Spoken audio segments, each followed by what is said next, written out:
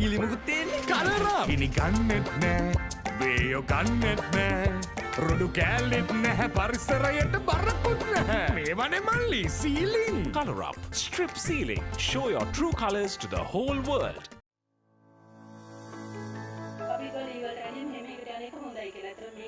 ලී පෙන්නුම තියෙනවා. බැරිවම හැමෝටම ලී පෙන්නුමක් තමයි ඇවිල්ලා තියෙන්නේ. ඒකේ අපි බලාපොරොත්තු ඉෂ්ට වෙලා තියෙනවා.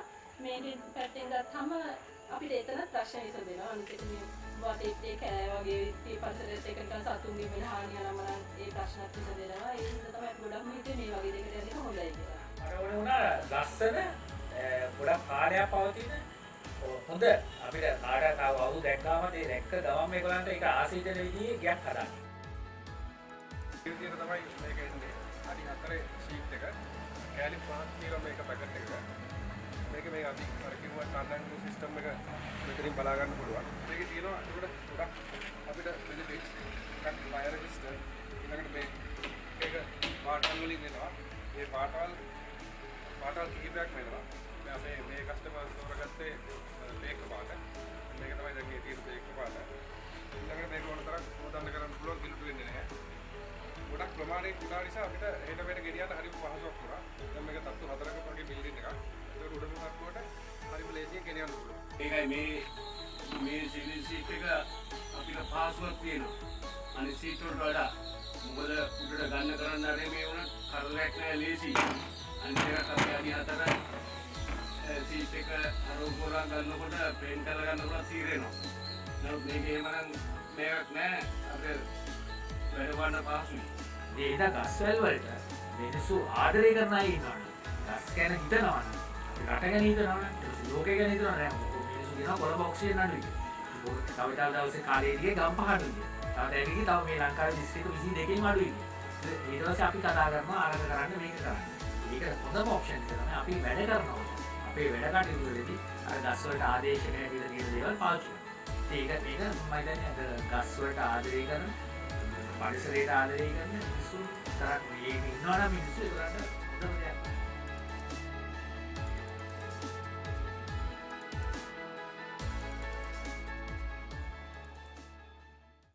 Welcome all to another webinar organized by the Chamber of Construction Industry of Sri Lanka. Originally, the CCI arranged many seminars, and now with the times, we've changed into the webinars. We attempt to present a webinar ideally once a month or once in 45 days. Thank you for participating. And the delightful thing is we have noticed that the popularity of these webinars are rising. And we would encourage you all to let others know, and you could get to know of forthcoming events from our website, www.ccisrilanka.org, about our current activities and future activities. Now, basically the webinar would be of 5 sessions presented by 5 knowledgeable people in their respective fields. First of all, if I give you a sketchy breakdown or rundown of how the agenda is going to be, we would have first how the present economy is impacted by the supply restrictions prevailing in the country, and Dr. Harish Chandra of the Central Bank, the Economic Research Unit, would first speak on a broad overview of the macroeconomic situation in Sri Lanka and its present policies and how it would impact on the construction industry in particular. Then thereafter, we have the 2 topics on how supply restrictions are affecting the construction development projects. One is on the area of the local sourcing of raw material, that would be handled by the GSMB by engineer Kushana Gunasekara, and thereafter on imports of finished products which are necessary or which have been written into the contracts of ongoing projects. And we have chosen Mr. Vigneswaran, who is the Vice President of the Thailand Sanitary Importers Association of Sri Lanka, who would be speaking on the impacts due to the shortages of such upon the projects.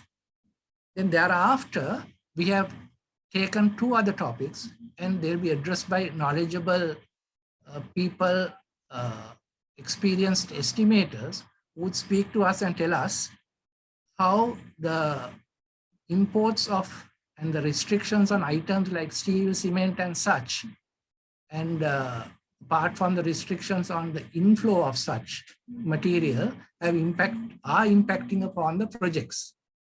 The last speaker, that would be handled by Chartered QS Majid Kodituaku, who would speak about materials and how in short supply, how they're affecting the projects.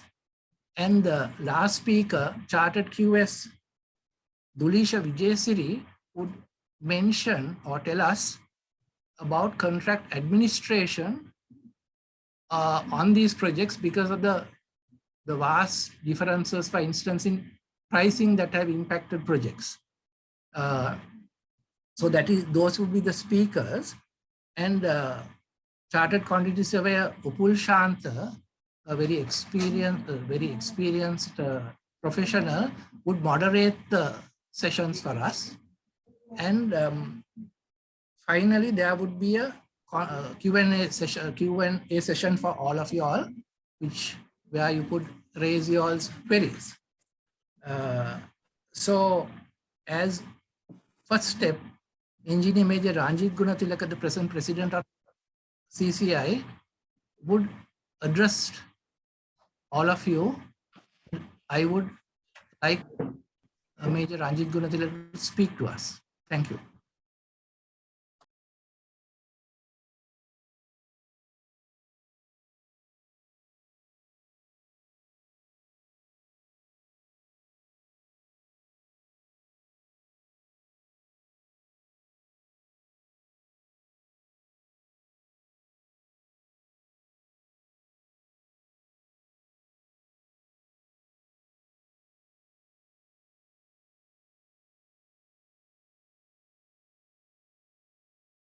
Right. So, ladies and gentlemen, sorry for the inconvenience caused to you. As Mr. Lal mentioned, with our learned all guest speakers and their knowledge and their experience in their specialty, I think this webinar is going to be a very important and very fruitful webinar for all those today participating in the webinar. So I make my special thanks to Dr. Harishchandra, Engineer Gunasekara, Mr. Hussain, Mr. Kodituaku, and Chartered Quantity Surveyors, sorry, Mr. Kodituaku, and Chartered Quantity Surveyor Dunisha Vijayasiri, bearing their time and joining this CCI webinar. And also special thanks to our moderator, Chartered Quantity Surveyor, Mr. Upul Shanta. The CCI was getting a lot of pressure from the industry stakeholders to organize the webinars under various subjects, which is the only way of convincing the stakeholders' issues to the appropriate authorities or the bottom level of customers that where the construction industry is spanning altogether. So the at this movement about 2 months back, and there are many subjects we have been considering on whether the one is this building permits within 3 weeks to have a seminar or webinar, or the public procurement, because there are many issues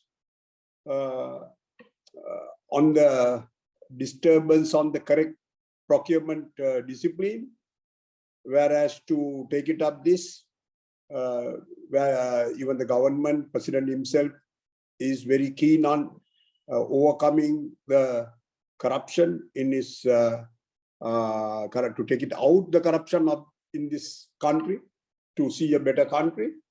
And there we try to get, after 2006, the procurement guidelines, to get 2018 procurement guidelines into system. So there are many requests to take it up that subject. And also last we got to take it up the plight of contractors in the pandemic situation. This subject also there. So when we try to, in the process of considering these issues, trial subjects, then we had to face much difficult thing.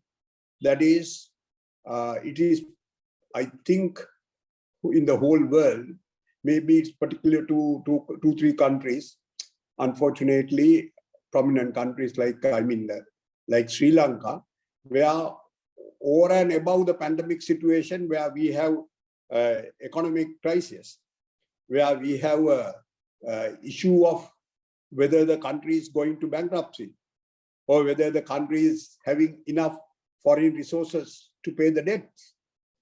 So that, how that situation going to affect the construction industry, probably Mr. Harishchandra might try to elaborate that in his speech.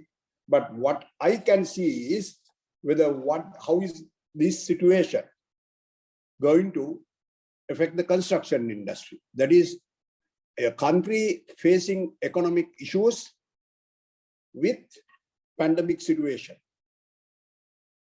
I should say, and we all know in the industry, that in the construction industry, these imported materials, machinery equipment, now is added with the skill and professional people matters a lot, because that is totally the construction industry.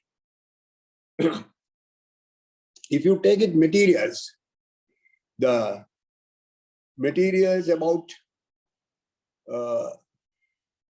depending on the type of construction, especially the high-end finishes, buildings, or the special infrastructure works, whether it is water or roads, the imported material component is very high. If you take it MEP cost, that is totally the, we got to import almost all the machinery and equipment, fixed machinery and equipment in the construction industry. Pumps, elevators, escalators, laying machines, all that's got to be imported. When it comes for the materials, it's the same thing. I think Mr. Gunasekara will go into details. Even if you think that we have so much of rock and sand all over the country, but how difficult these material to convert to use in the construction industry. If you take it, even if you have all this rock without disturbing the, you got to disturb the nature to some extent, but minimize the disturbance to the nature and convert it to rubble or metal, where basic material what we need is explosives, which we got to import. Then second thing, when it comes for the labor and professionals, we are very fortunate due to free education now, maybe whatever the educations that we have, and maybe the Sri Lankan's nature is that we are, I personally feel very high in our IQs. So we have a very good set of professionals, whether it's architects, engineers, quantity surveyors, and other accountants. All these professionals we have ample in this country. I don't know whether their services are valued by the authorities, but we have. But the dearth is what we don't have with the skilled and unskilled workers in this country. And now in the industry, partly we are getting down these skills from overseas, India, Bangladesh. Already plenty you can see in this hospital sector, hospital in the health sector and hospitality area where the foreign workers are working. Because Sri Lankan workers are either expensive or they are not available. But these foreign workers, for us to pay the Sri Lankan rupees won't work. We need dollars. I think there's a mechanism how you, anyway, when you get the services, we have to pay in dollars. But now the country is, our subject, and what we selected is that supply restrictions on construction project. Now, when I see the supply, it is not simply material supply. It's supply of labor, supply of professionals, supply of materials, and supply of machinery equipment. For all these, we need fairly big amount of foreign exchange. None of these places, the rupees are recognized. Now it has come to a situation in the industry or in the country, even our banks are not getting recognized by the foreign banks for the validity of Sri Lankan bank guarantees in other banks on the LCs. Mr. Harishchandra could challenge me on this, but maybe I give always he as correct. But this is what the industry feels and industry is facing today. Then, since we need all these things from outside imported, and since we need this foreign exchange, and when we don't have foreign exchange, where we stand? This webinar, I think all our speakers will address this positively, and they should address very freely on the issues. Then only we can take the correct message to the industry and other people. We all expected in the recent budget whether what sort of constellation that the industry will have. Lal, I am having only 15 minutes, I suppose. So please indicate the time restriction, Lal, so that I can stop it at any time. So let me right, Lal, you are muted. Lal, you are muted. Do you want to say something? You are muted. You are muted. We can't hear, Lal.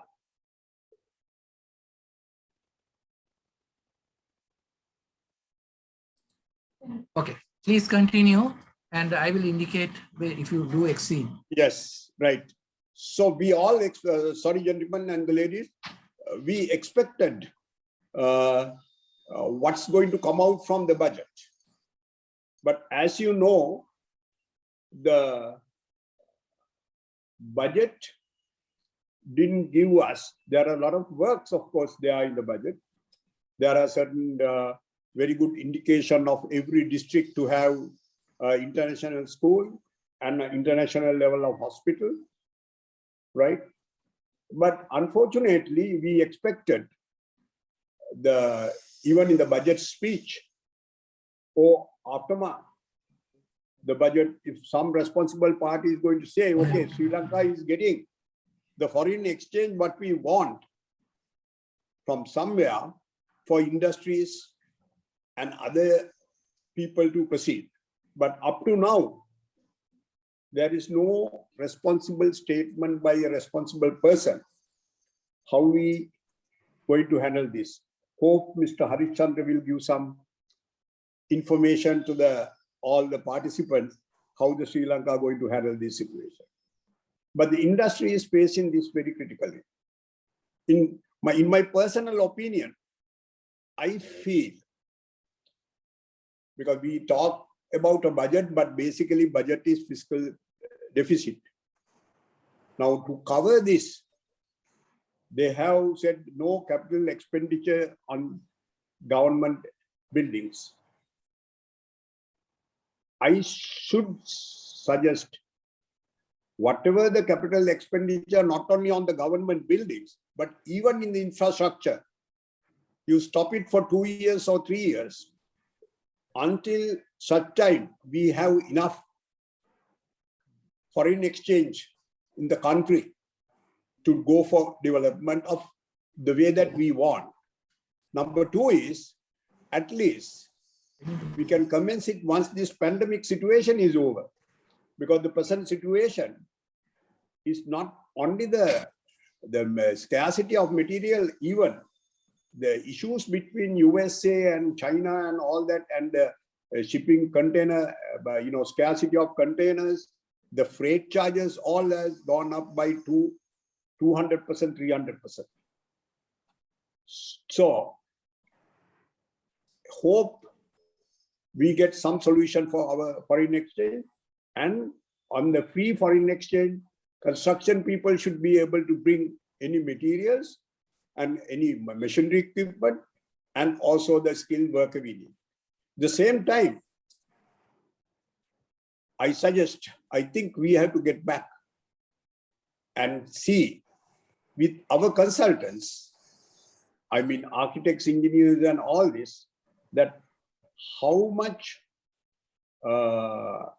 consideration they should put into when they are designing in the especially architectural finishes. Structural engineers, they are very optimal structural designs, right? Where you have to spend unnecessary money, you must stop it so that the supply restrictions will least affect the construction industry.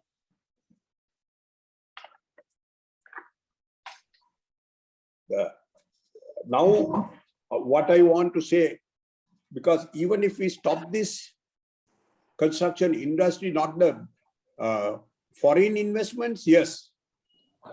Private investments, yes. Then semi-government industries investing on the development, yes. But to our knowledge, even the chamber's information is that we have more than required apartments in the city, at least in the main city. And we have more than required office space in the city. And we have more than what we need in the other areas already available, which should be more efficiently used in this very bad time, so that we will create the country's economy upwards, and we'll create more foreign exchange, which at least if you can make it a shorter period to recover this situation and make available this foreign exchange and get the supply material. For the local material, local machinery equipment, those things, it's available. And those things are available at very high price. I know and you all know, the construction workers' daily wages always going between 3,000 to 4,000. And this is very expensive. You can't think of building your houses. So I am telling now, this subject we selected specially, right? Because to see that we get more educated and how to overcome this. And once it overcome, but this is only a temporary situation. Everybody should understand but this temporary situation, probably 6 months, 1 year, 2 year, maximum maybe 3 years, right? So all stakeholders in the industry must get together and see that the output is increased, the selection of materials carefully selected, and get into the whole thing. So thank you very much, all the people who participating in the webinar, and also the guest speakers for their time, and also bearing with me for additional time what I took in my speech. So thank you very much, Lal. Please get into the next item. Thank you. Okay. Thank you very much. Although you took additional time, the observations were very clear to everybody. Thank you very much, President CCI. Now, I would kindly call upon the moderator, Chartered QS, Mr. Upulshantha, to take on the proceedings from here, please. Thank you. You're on board, right? Thank you. Could you take on the proceedings from here on, please? Thank you. Thank you. Thank you, Lal. Good afternoon. Good afternoon, everyone.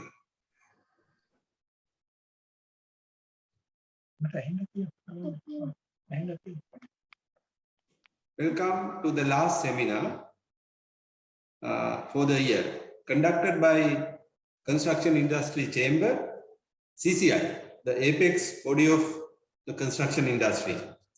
As we have many participants, so we have to unmute the participants. Sorry for this disturbance for you. And also you can send your questions through the chat box, where I will taking the notes and putting into everybody, all the speakers, to try to answer, get some answers for you. Today's topic we are about to discuss is impact of supply restrictions on construction projects. This topic is timely due to it is important that because it is impacted Sri Lankan construction industry and its all stakeholders, clients, contractors, and consultants, suppliers, and manufacturers. So I say this is a disruptive time, disruptive environment for construction industry. Secondly, unlike other occasions, this is happening at one in a century pandemic situation. Therefore, the Sri Lankan economy is in a most difficult period in the life of Sri Lankan economy. So that is the second thing. The third, today the world is of uncertainties. We have supply chain issues, we have movement restrictions, then we have low interest regime, technological changes, digitalization, environmental disasters, restrictions. So inflation is creeping in around the world. So this is a sea of uncertainty. So it is disruptive, most difficult times, and sea of uncertainty. I think that's why this today's topic is very much important for us to learn from well-known speakers who has been in the industry and in the economy, to us get their insights and get their opinions on how to overcome. It is known that with the times of uncertainties, disruptive times, we always bounce back. That's the message we want to get in. So our first speaker is Dr. P.K.G. Harishchandra. Will give us an insight about the economy.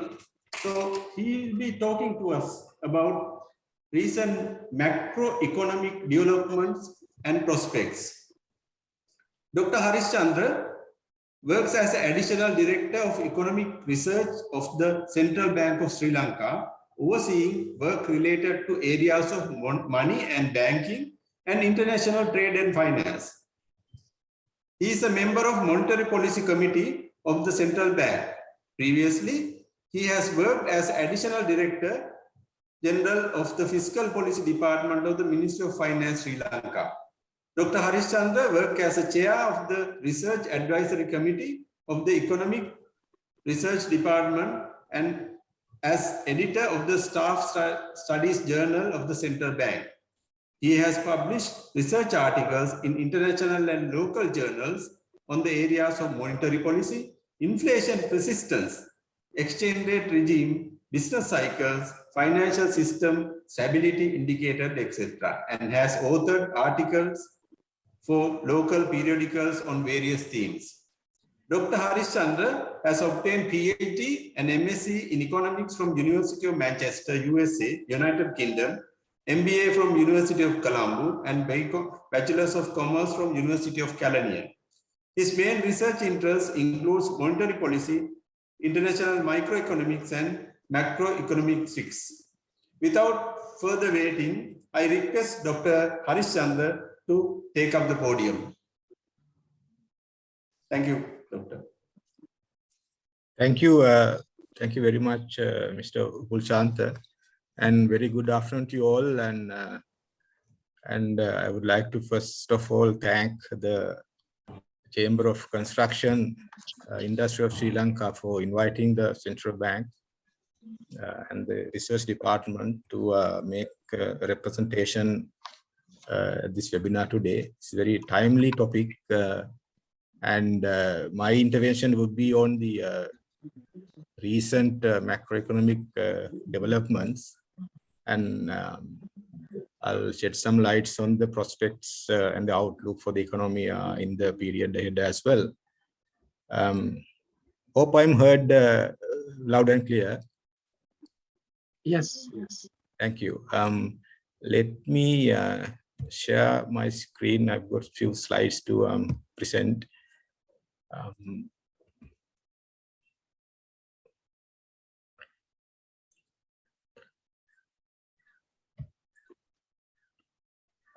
I think the slides are visible, right? Yes, they are. Okay, thank you. First of all, let me begin with the global economic developments. Yes. Yeah. As we all know, the global economy contracted in last year by 3.1%, and this year the international agencies expect that the global economy would record a growth of 5.9%, and next year the growth will continue, but at a lower pace, 4.9%. And the emerging markets and the developing economies bloc also recorded the contraction last year of 2.1%. But this year, the emerging economies, like emerging market and developing economies, will record a growth of 6.4%, followed by 5.1% next year. And also another key development that is taking place right now is the surge in commodity prices. We see that was a little we see significant increase in commodity prices globally. The oil price has increased by 60% so far this year, and the gas price has increased by over 80% so far this year, and the coal prices have increased almost by 100% so far, and the food prices have also increased substantially. In addition, as Major Gunathilaka also alluded at the beginning, the container freight charges have been rising, and so far this year there is about 200% increase in freight charges. Because of that, the almost all economies in the world are seeing a surge in inflation. And I have a few charts here for USA, the UK, Eurozone, Brazil, and some regional economies as well. And USA, they have, the inflation is double their target of 2%, and the highest level over 30 years. And the UK also same, around about 4% inflation, and Eurozone as the same. And the emerging market economies are also experiencing sort of very high inflation rates, reflecting the impact of global supply chain disruptions, as well as some sort of demand pressures building up with the recovery of economic activity. In Sri Lanka also, we see our economy recovered from the contraction last year. And if we see the quarterly growth rates, the first quarter and second quarter growth rates suggest 8% economic growth in the first half of this year. And last year, first half recorded a significant contraction. And because of the ongoing vaccination drive throughout the country and the gradual easing of certain restrictions imposed to contain the virus, the activity is expected to gather momentum in the period ahead. And we expect that the economic growth this year would be around 5%. And the construction sector also gathered pace, the momentum gathered pace. As we see in the chart, on the top chart, the quarter two construction sector growth rate is about 18.2%. And the quarter one growth rate was 3.4%. So overall, there's a notable recovery in the construction sector activity, even though the growth rate is slightly lower than the industry sector growth rate of 22.1% in the second quarter. So the good news is that the vaccination drive is successfully being implemented. So in Sri Lanka, we have about 74% of the population being vaccinated. Of that, 64% is fully vaccinated, and 10% is given only one dose. But if you take the population above 16 years of age, about 98% of the population of 16 years and above has been at least received one dose, and 84.6% of the population above 16 years is fully vaccinated. And these numbers are actually sort of relatively better compared to the world averages. So if you take the world as a whole, only 43.6% of the population has been fully vaccinated so far. So if we look at the high frequency indicators to get an idea of the sort of momentum at present, all the high frequency indicators suggest a recovery, a stronger recovery of economic activity. The first chart is the sort of business confidence index, which is improving from the recent slump that we witnessed. And the index of industrial production has also improved, and which remains above 100% level. And the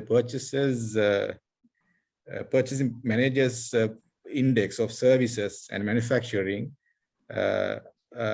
show that the activity is expanding above the 50 level. And the Google mobility reports also suggest the activity in retail and recreation, workplaces, and other areas as well is returning to normalcy. The zero line represents the normal level of activity. What we see here is that the activity is returning to zero level, which means the normalizing activity gradually. So the construction sector PMI also, there was a slump in August this year, but September data is above the 50 level, which suggests an expansion, recording at 51.4%. That's a 51.4 at the index point. So with that sort of background to the activity, and let me elaborate on the policy measures that the central bank has implemented from the onset of the pandemic. The central bank has been easing the monetary policy stance quite substantially since January last year, and we've been reducing the policy interest rates in multiple times throughout almost last year, the first half especially. So overall, the central bank reduced the policy interest rates by 250 basis points, that is 2.5 percentage points in last year, in addition to the 1 percentage point reduction in the year before. And also we have reduced the statutory reserve ratio by 300 basis points or 3 percentage points, thereby injecting a lot of liquidity to the system to facilitate credit expansion in the economy. And also we have imposed certain maximum interest rates in certain sectors to support businesses and households. And we've been maintaining that accommodative monetary policy stance through July this year, in order to basically support businesses and households. And these measures well complemented the efforts made by the government in terms of providing tax concessions and financial support to needy sectors, in addition to the increased expenditure on health and other related sectors. So overall, the benefits derived from these monetary easing measures amount to about 20% of GDP based on the last year's figures. We can see in this table the aspects of benefits that were derived from the policy measures. The central bank has purchased treasury bills from the primary market and some direct allocations amounting to 830 billion last year, and so far over 1 trillion. And the concessional credit schemes implemented by the central bank amounted to 165 billion rupees last year. And also we have injected liquidity amounted to 180 billion, and also some profit transfers were there to the government from the central bank. And more importantly, saving in terms of reduced interest rates to the private sector is estimated at about 204 billion last year and 161 billion this year so far. And also some further saving to the government and the public sector, SOBs mainly. So all in all, there are substantial benefits that were accrued to the economy by way of the monetary easing measures that were in place during last year and first half of this year. But in August, mid-August, the central bank tightened the monetary policy stance in order to address some imbalances that were seen in the external sector, and also preempting any build-up of inflationary pressures due to aggregate demand conditions and the improving outlook for the aggregate demand conditions. So we have increased the policy interest rates by 50 basis points in August, and also the SRR has also been increased by 200 basis points beginning September, effective from September this year.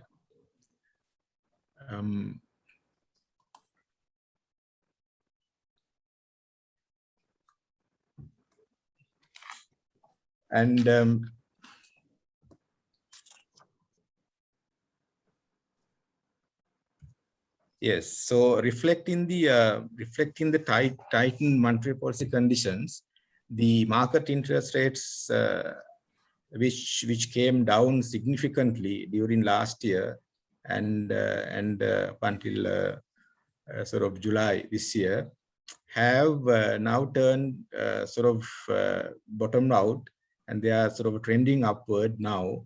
All the deposit interest rates and the lending interest rates have adjusted upward. So as you see in the table, the weekly average weighted prime lending rate and the average weighted lending rates and the average weighted new lending rates all have sort of recorded an increase from the time of tightening the monetary policy stance. And also the deposit interest rates are also increasing, as you see at the bottom panel of the table.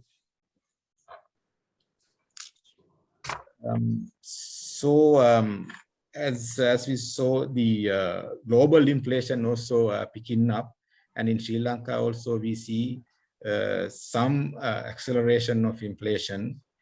Historically, Sri Lanka has seen very high inflation rates, but over the last 12 years, we've been able to manage inflation below 10% level.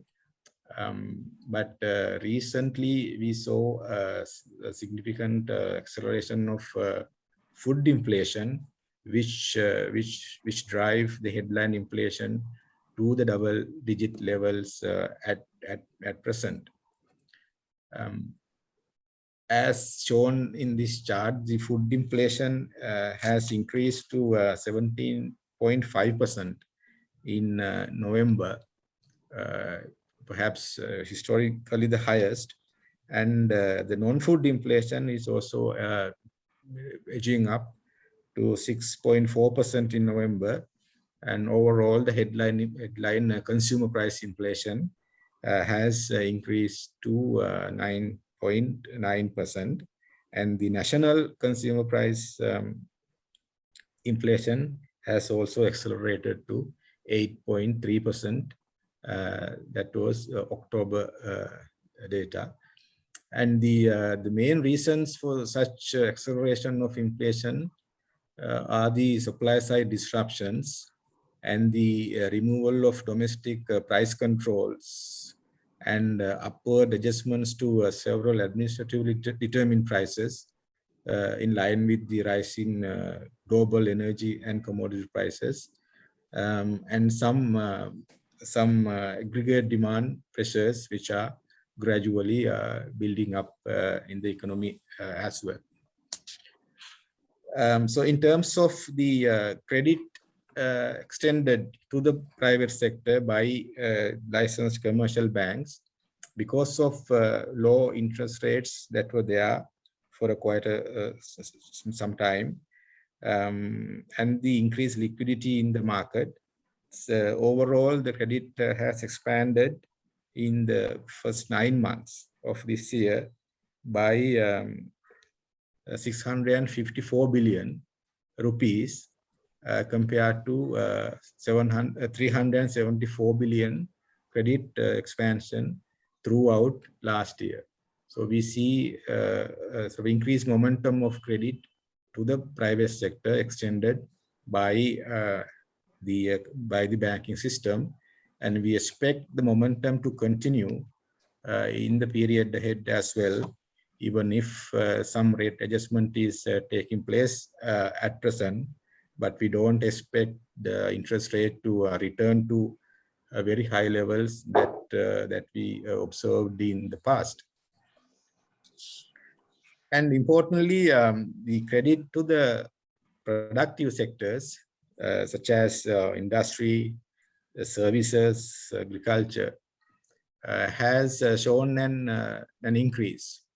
The blue line shows the credit to the industry sector, which has grown by 15.3% year-on-year in September. And the green line is credit to the agriculture and fishing sector, and the services sector credit is shown in yellow line. So overall, the significant volume increase in credit to the industry sector, where the construction sector is also categorized in the overall economy. 308 billion credit has been extended to the industry sector. And the credit to the government and the SOBs, or the public corporations, is also continuing at a notable level. If I quickly move to the external sector, the exports, the Sri Lanka's exports are recording above $1 billion level for the 4th consecutive month in September, and preliminary data for October also suggests sort of above 1 billion level of export earnings. But the imports are also increasing, and you see the red line is the import expenditure for this year, and it has almost reached the pre-pandemic level. The green line is 2019, so the imports remain above the 2019 level at present. So the higher growth of import expenditure resulted in a widened trade balance so far this year to about 6 billion compared to 4.3 billion trade deficit that we saw in the corresponding period of last year. With regard to the tourism sector, we see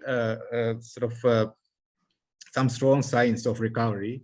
The tourist arrivals continue to increase.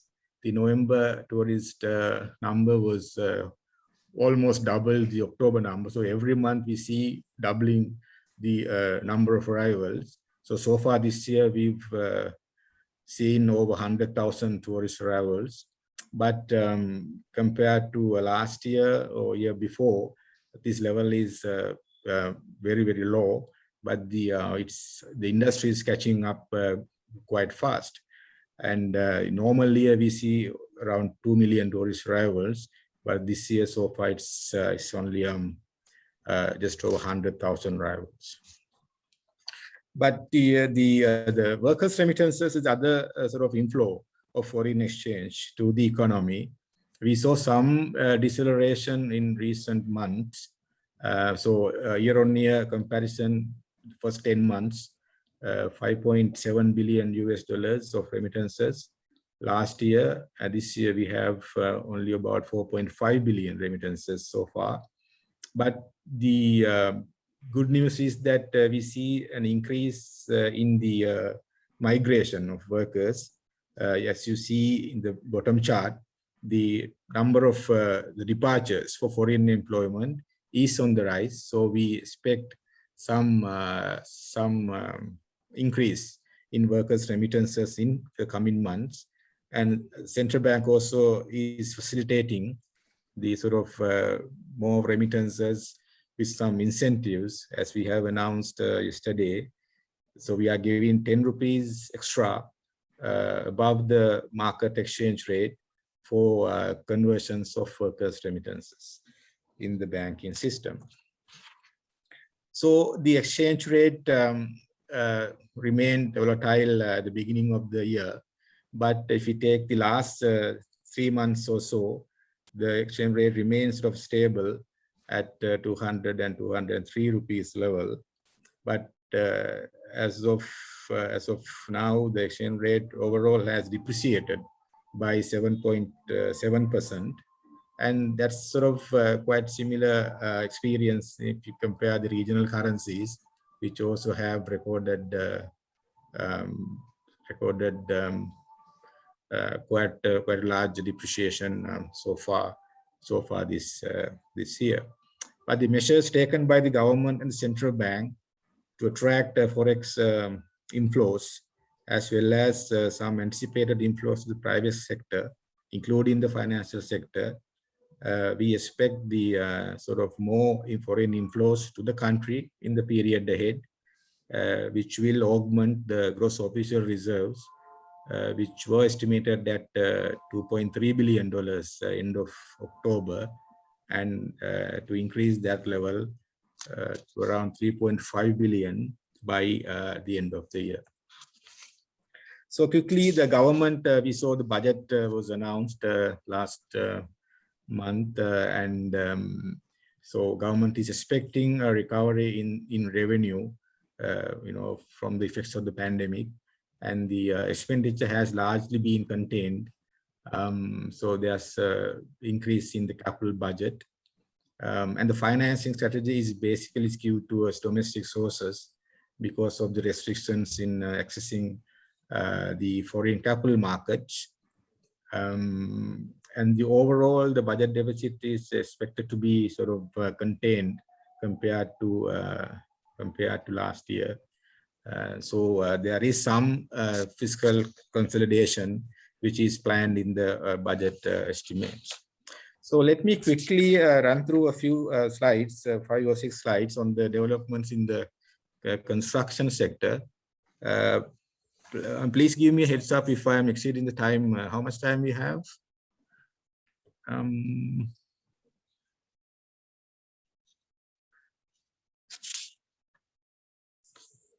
Mr. Pulshanta,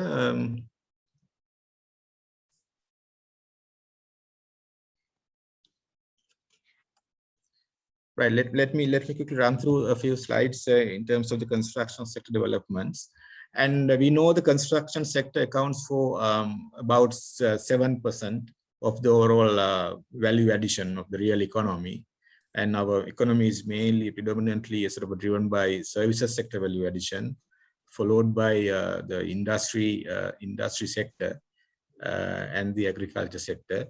But the contribution from the construction sector remains around 6 to 7% throughout the past. If you take data from 2002 onwards, is between 6 to 7%.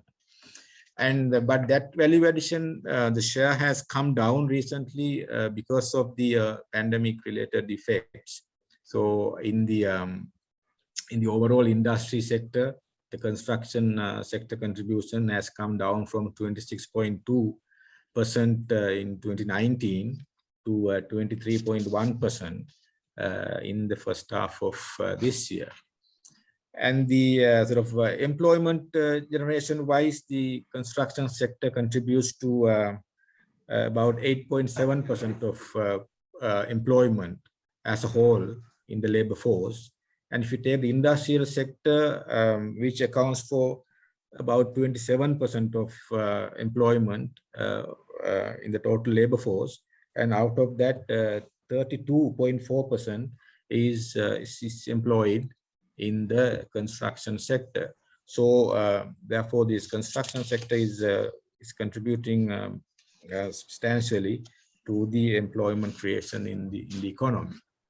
And and the issue is now, as Major Gunathilaka also highlighted, the imports, which we see some deceleration in the sort of growth, the imports expenditure during this year so far compared to 2019 and 2018. So our major imports in the construction sector are the iron and steel, which is about $300 million level in 2019. And so far this year also we see about 281 million iron and steel imports only in the first 9 months. So comparatively, the full year 2019 versus data so far suggests we are maintaining sort of that level of imports despite certain restrictions. And the articles of iron and steel accounted for about 500 million imports in 2019. Now that component has come down so far this year to 220 million.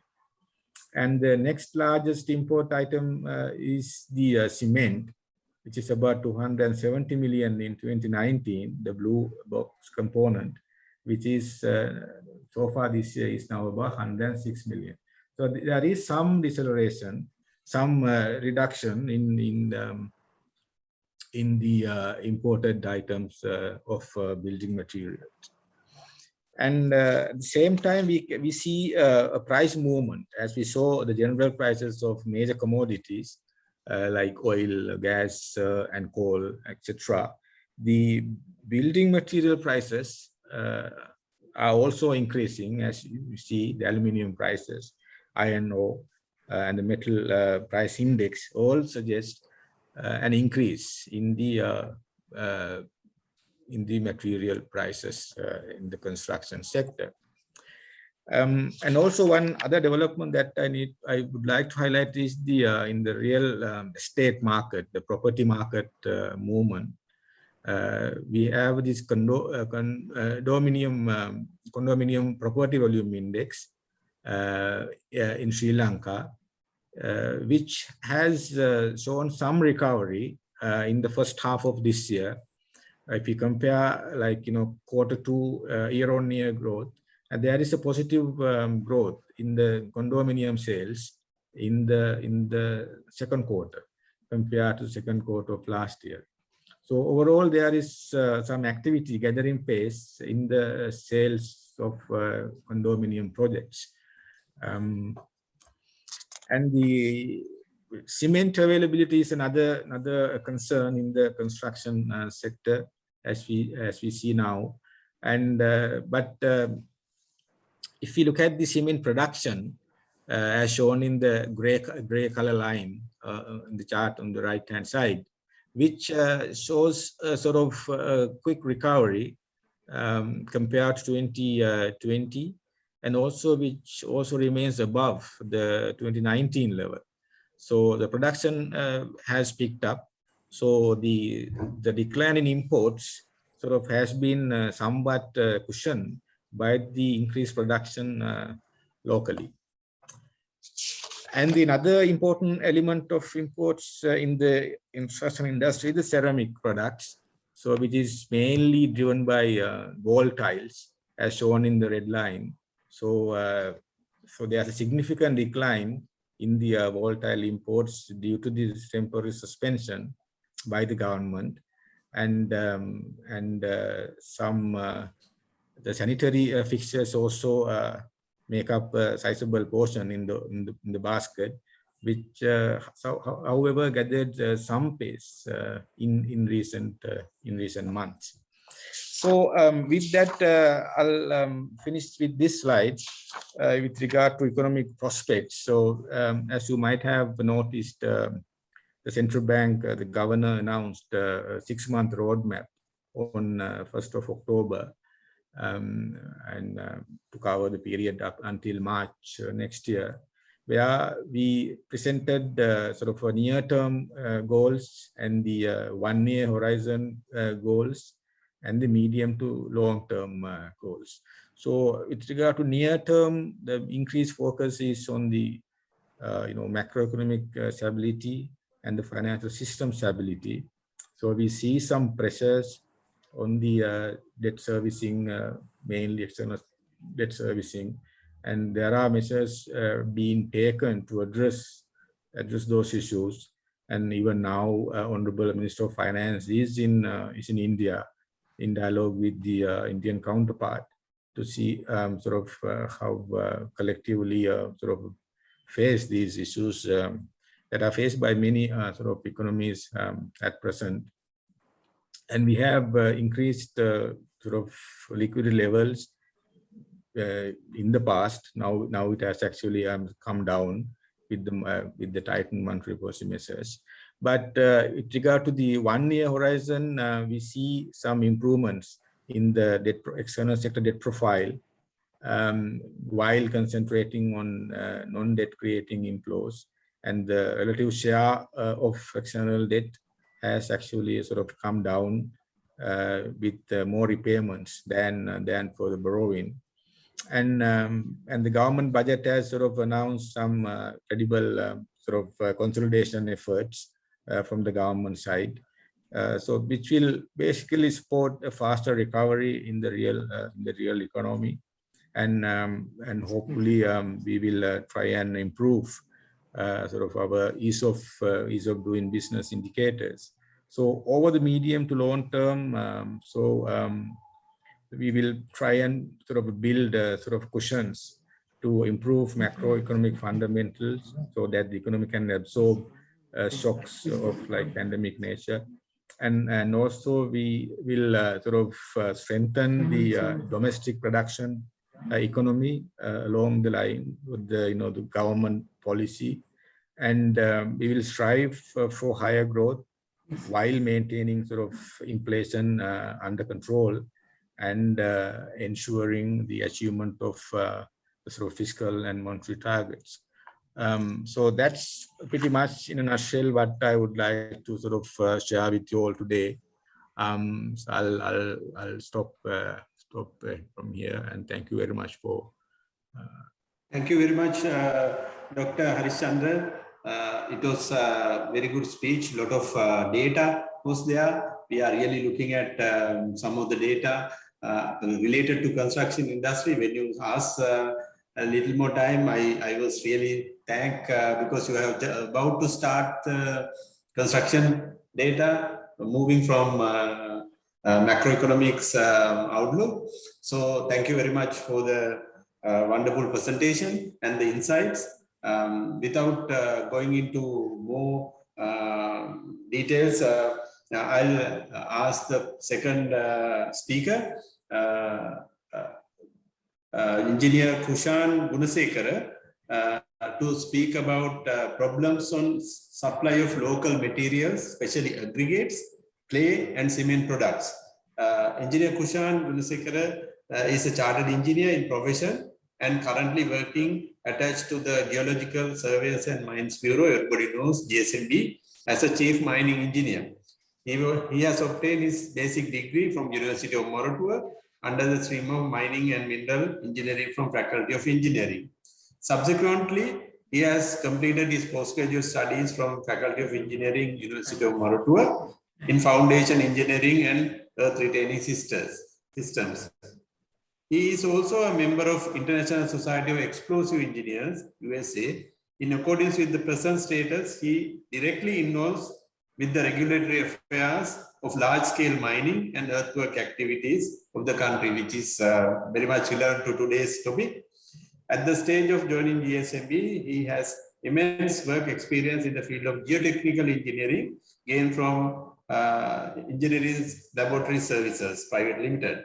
Apart from mining, he has study experience from Japan and Austria in earth, seismological, and radionuclide fields. He also holding a pedant work experience in Republic of Maldives under the field of geotechnical engineering. During his stay at ELS, additionally, he augmented with experience under manufacturing and banking field from Noritake Porcelain and Ceylon Bank Limited. So without further delaying, because we are running little late, maybe 20 minutes. So I will invite Engineer Bhushana Gunasekara to address the webinar. Thank you.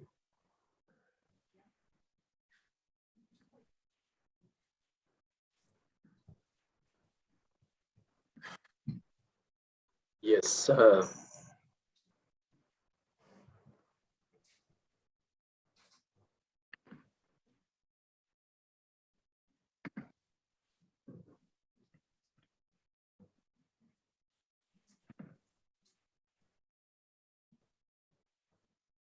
Yes, thank you for the introduction.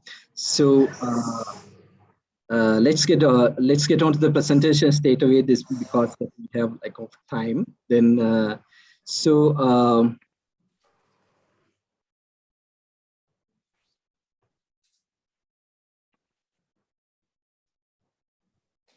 yes.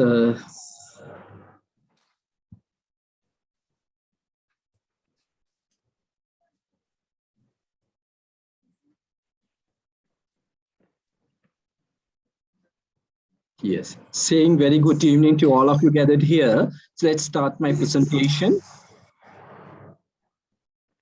Yes, this shows the how my presentation has got structured, and the initial this thing will be the introduction about the GSMB and its functionality. The GSMB stand for Geological Survey and Seismic Bureau. Then we'll get on to the assessment of present status of geo-resources availability of the country, taken for consideration construction industry. And then the third will be the demand versus availability of geo-resources in construction industry, focusing on proposed development projects of the country. Then finally, I'm going to discuss the core area, that is identification of problematic issues associated with geo-resources taken for construction industry and adaptable resolving strategies. That will be how my presentation has got structured. So, so if you get on to the first part of the presentation, that is introduction about the GSMB and its functionality. And this will be our governing act. As we all know, the mineralogical resource of the country belongs to the central government, and GSMB is responsible to regulate the commercial utilization of mineralogical resource of the country, and so that the governing act will be the Mines and Mineral Act number 33 of 1992, that has been amended in the year of 2009 as amended Act number 66 of 2009. So, so then the question will arise: how are you going to regulate like the mineral resources? That will be the by way of issuing the licenses, starting from, as this slide indicates, it's starting from exploration, and finally it goes up to export licenses. Exploration means, in that case, that we have to assess the resource in qualitative and quantitative basis. And then, so once it's done, that there's a necessity of going for the as we wish. So there will be mining, and it connects with the trading and transportation. So all these cases where it is issuing license. So that's how the GSMB is regulating these functionalities. And finally, that export state, that people have the chance of exporting by getting exports license. That's how it has been structured. So in this particular area, that though we have the several categories, as this slide indicates, the building materials, industrial minerals, precious metals, based and other minerals. So particularly we talk about the in this series, the building material, that is the core category of mineral resources. So in that case, we consider the aggregate, that is rock, the sand, gravel in the sense that it's lateritic soil, and the tile, clay, and limestones. And the dolomite also we are considering, and the dolomite, it comes to the industrial minerals also. So some cases it's considered as the building material. So then the some of my question that how the government is benefited from the resources. As I said earlier, all mineralogical resources belongs to the central government, and we are supposed to under the act, we are supposed to the GVR means the GSMB is supposed to regulate, and we are taking the certain portion from the selling value as a royalty. Then this shows for how the percentages are vary. The precious metal it's some 7% percentage is there. For building material, that is the lowest from the selling value. So we'll be charging 4% as a royalty for the government. So history of issuance of mining license, if you pay attention to the past history, starting from 2015 to 2020, and this shows the table number 1 shows the how many licenses we have issued and its progress. And as we pay attention to the 2015, so it's the aggregate. It says the 5 million odd figure, and it's once it comes to the 2020, it's 6 million cubes. But these are not meter cubes, and it comes in the cubes because all our measurements in GSMB we use cubes, not meter cubes. So then we'll get on to the assessment of present status of georesources availability of the country taken for construction industry. So as you so we are proud to say that we have conducted an island-wide construction raw material survey with respect to the year of 2017 to 2019, and this shows the resource availability in various aspects, in the qualitative, quantitative, and several other aspects like environmental feasibilities. So as I said earlier, that it's in this case particularly we are focusing into the suitability and the suitable sites. So obviously we are assessing the quantity as well as the quality, and then certain recommendations for go for mining. So this pictorial illustrations refers to how we consider the rock aggregate into our survey, and there are some parameters to be taken, and this slightly indicates what we are looking about. And so the key areas will be the gravel soil, and as the earlier slides demonstrated, then it's rock and this gravel soil, and particularly we are focusing the most important thing, that is the river sand. So in that case, so we are looking only the certain deposits which could be mineable, and because that we have 103 rivers in the country, that we are not focusing to extract sand out of all the rivers we have. So this says the inland sand. Apart from the river sand, so we are having the inland sand that's called the paleo river channels, because as you know that the river had the mobility, because the time to time it shifts a little, and there will be movement. There will be historical deposits in the land-based consumer basis, and we are in this case we pay attention to the deposit that we have in inland sand. So that's sand deposits available in floodplains, and it goes as paleo river channels.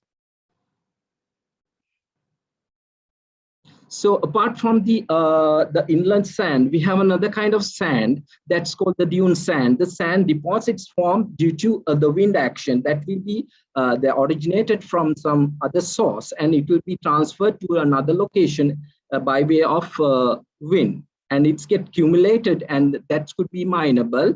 And there are some environmental issues associated with the extractional affair. but certain areas there's a possibility of getting dune sand. That will be the real nature is the fineness there and the particle shape. So this shows, according to our study, that we have completed all 25 districts, and all the statistics are available with GSMB. So anyone, if it's interested, they're free to take. The parts are there.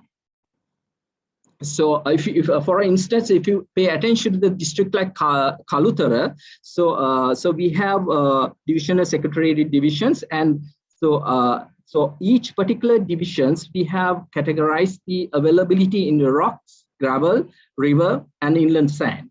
So all the statistics are there. So that will be very helpful for get onto mining if someone is interested.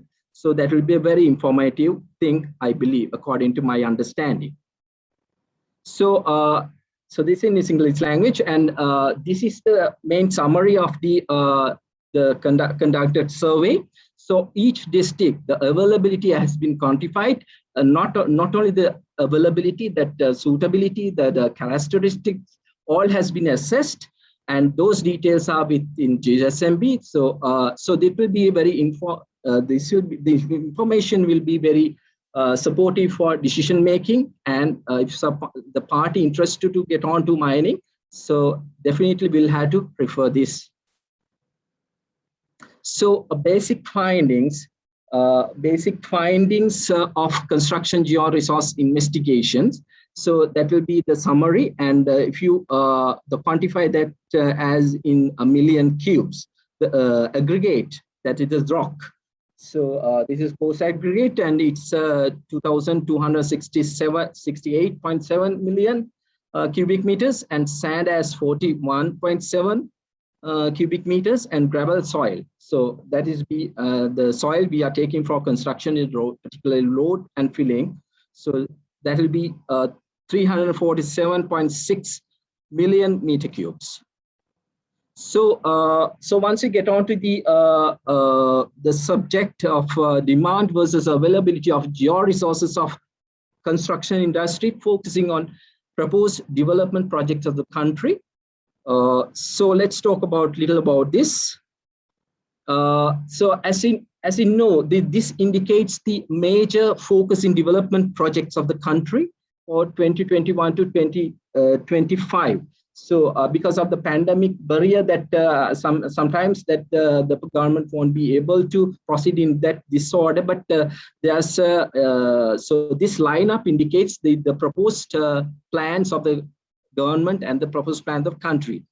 So particularly we know that the 100 kilometers distance subway development and Ruanpura Expressway, continuation of Central Expressway, construction of overtaking tracks. So like in this way, the renovation and development of existing railway tracks. So we have a big lineup that is the proposed plan of the country and the proposed plan of the government. So this has the more illustrations, extension of Katunayake Express up to Colombo Port to development of a new way with elevated towers for transportation from Aturugiriya to Paliagoda via Batramulla, increasing, I don't want to say dictate all this, that they all are visible here. Particularly if you pay attention to the construction of new channel systems, eradicate the current experience in flood matter due to Kalani, Kalu, Ging, and Nilvala rivers, while facilitating drilling, directing water towards the dry areas. That is one plan out of the series of proposals, a series of plans, and these are in the government mandate. And the sand demand. So how the demand and the supply has been compared. There's so the series of demand is there, and whether the availability could cater the demand. So that statistics are visible here. So that goes up to from starting from 2021, it goes up to 2025. So the state sector, the requirement, the highway project, the water supply projects, irrigation projects, the Mahavali projects, and other projects about private sector requirements, the large scales project, residential and other constructions, and total demand also indicated, and that has been more illustrate the values are will be accurate. And the supply from the mining and basically the mining that we had to initiate as a state organization. So that has been initiated from GSMB, and it goes to the society and it goes to the country. Sea sand, the cumulative accumulated sand in Mahavali reservoirs, say saving of there will be a saving. So that has been also considered in this sector. And the proposed net supply is there. And so most important thing is there's a deficiency, there's a shortage. And for the rock, of course, that is not there. But when it comes to the sand like that, the shortage is there. That has to be, we'll have to pay attention on it.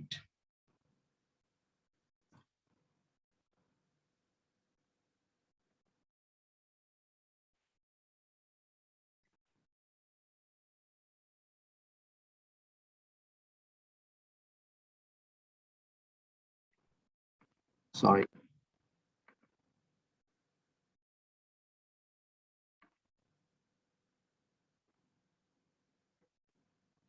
Yes, this says the requirement of identification, aggregate consumption, projection. So up to this 2021, it goes as a slight curve, and so there will be a big boom in 2021. But because of this unexpected pandemic situation, that the proposals are not implemented that we proposed. So the real projection is like that, but unfortunately, this may be the proposed this thing, and the actual this thing might be a little deviated.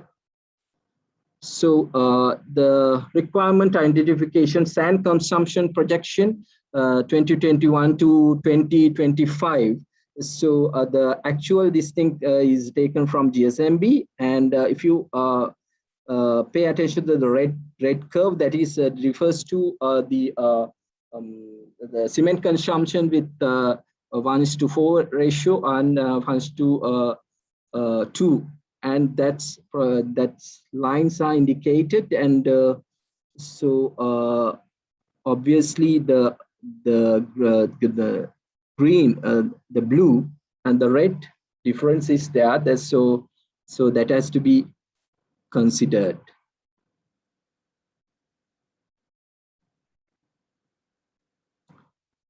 So geomaterial requirement for state sector development activities. So that is very important, because the government had the big plannings on state sector development. So this, if you take rock aggregate, it says the 70 and up to 2015 to 2020, the blue color indicates the real consumption refers to 2015 to 2020. So as you pay attention to the red color bars, then it's quite increasing is there. Then that is very prominent in this case. So when it comes to the clay, it's almost same. We never can't expect a big boom in that sector. So the soil is very considerable. So that has a very prominent increasing. So this statistics shows the real picture of the availability and the proposed this thing. So this has been taken from Ministry of Highways.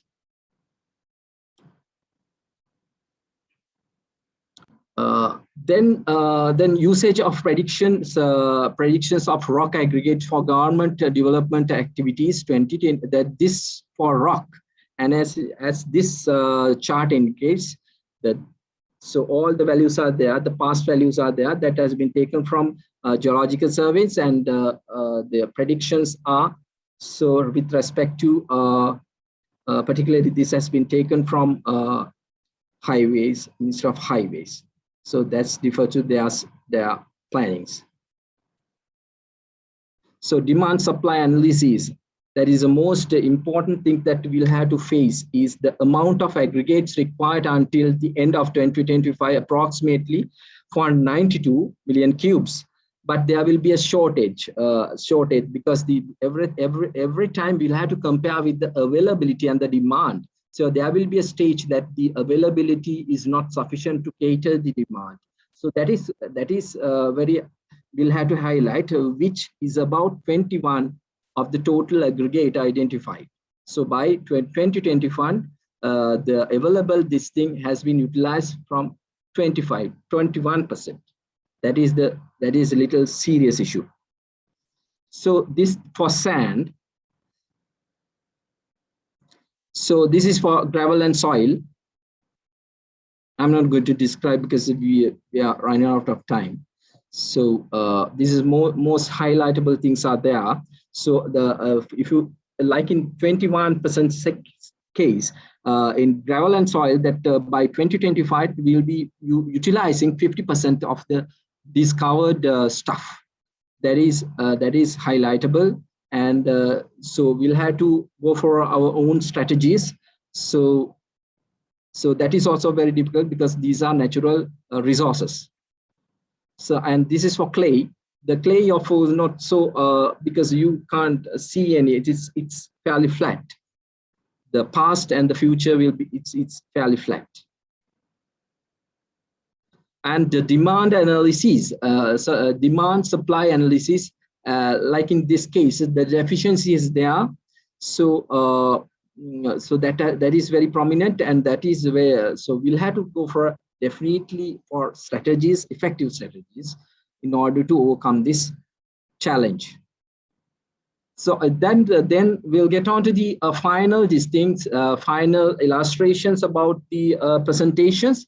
That's under identification of problematic issues associated with geomaterials, that is georesources taken for construction industry, and adaptable resolving strategies. So we are playing with the limited resources, and we had to go for strategies, effective strategies, in order to overcome this challenging environment.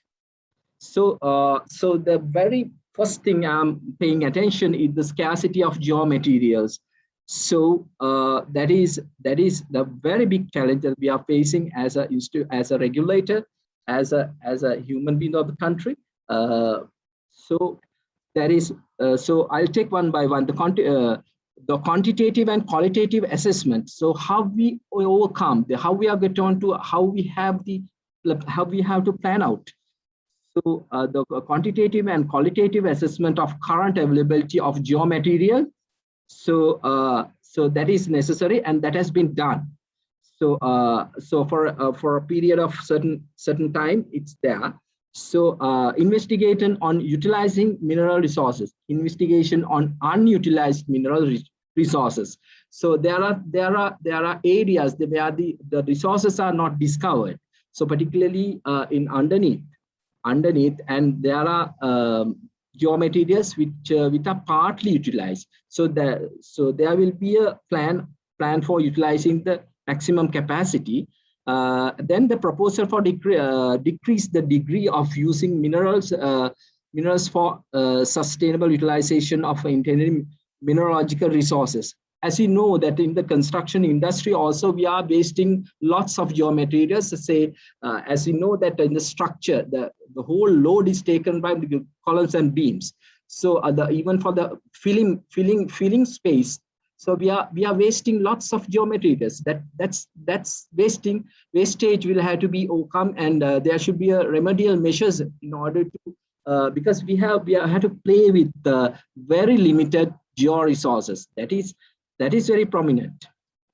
The switching on to appropriate substitution and materials, because we'll have to go for alternatives. That is there for sand. definitely we have to go for alternatives. Otherwise, we can't cater to the demand, and we can't just think about the development. The construction design modification should be there. So that is one thing. Modification of mining methods and optimum use of mineralogical resources. And certain cases that we'll have to, as institutions, we'll have to think about the revising of mining method, because certain up to certain time it's might be all right, but when it's come to the critical stage, there should be the revising strategy in order to get the resources, because our resources are extremely limited and it can't be replenished. And once it's come to the let's think about the what are the suitable substitutes for sand. So as the lineup indicates, there are series of sand. There are series of substitutes for sand, so alternatives. So one, initially we can just mention the M sand. That is the manufactured sand. So the rock disintegrate into the fine of the sandstone particles. That is the simplest definition for M sand. And the C sand. C sand is that is a very good alternative for the river sand, replacing the river sand. So once the unsuitable things are being leached out, then inland sand, that is a inland sand. I mentioned that thing also, the watch sand.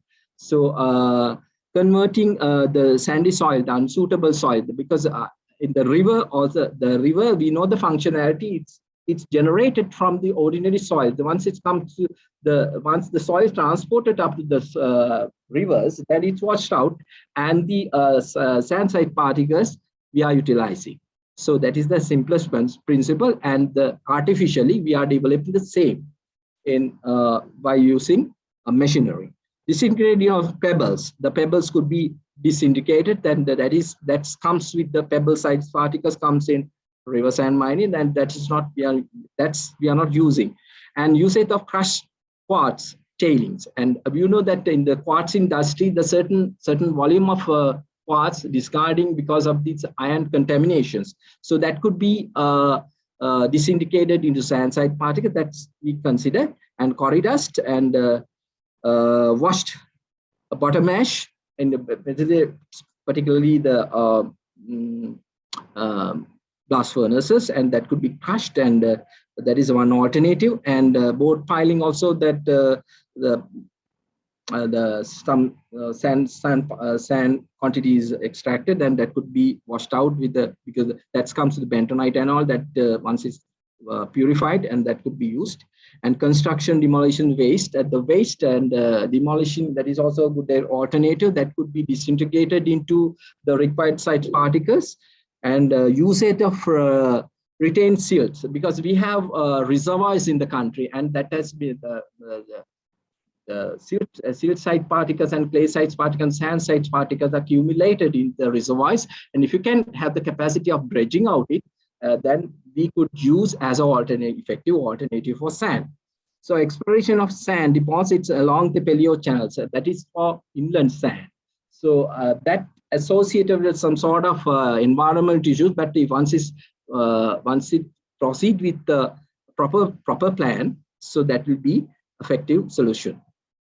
So that is the pictorial illustration of sea sand mining, and that has to be done. That has to be conducted 2 kilometers away from the shore, and the 15 fathom level. So where the dredgers could easily reach there, then the dredgers could easily park, and we can pump out the sea sand.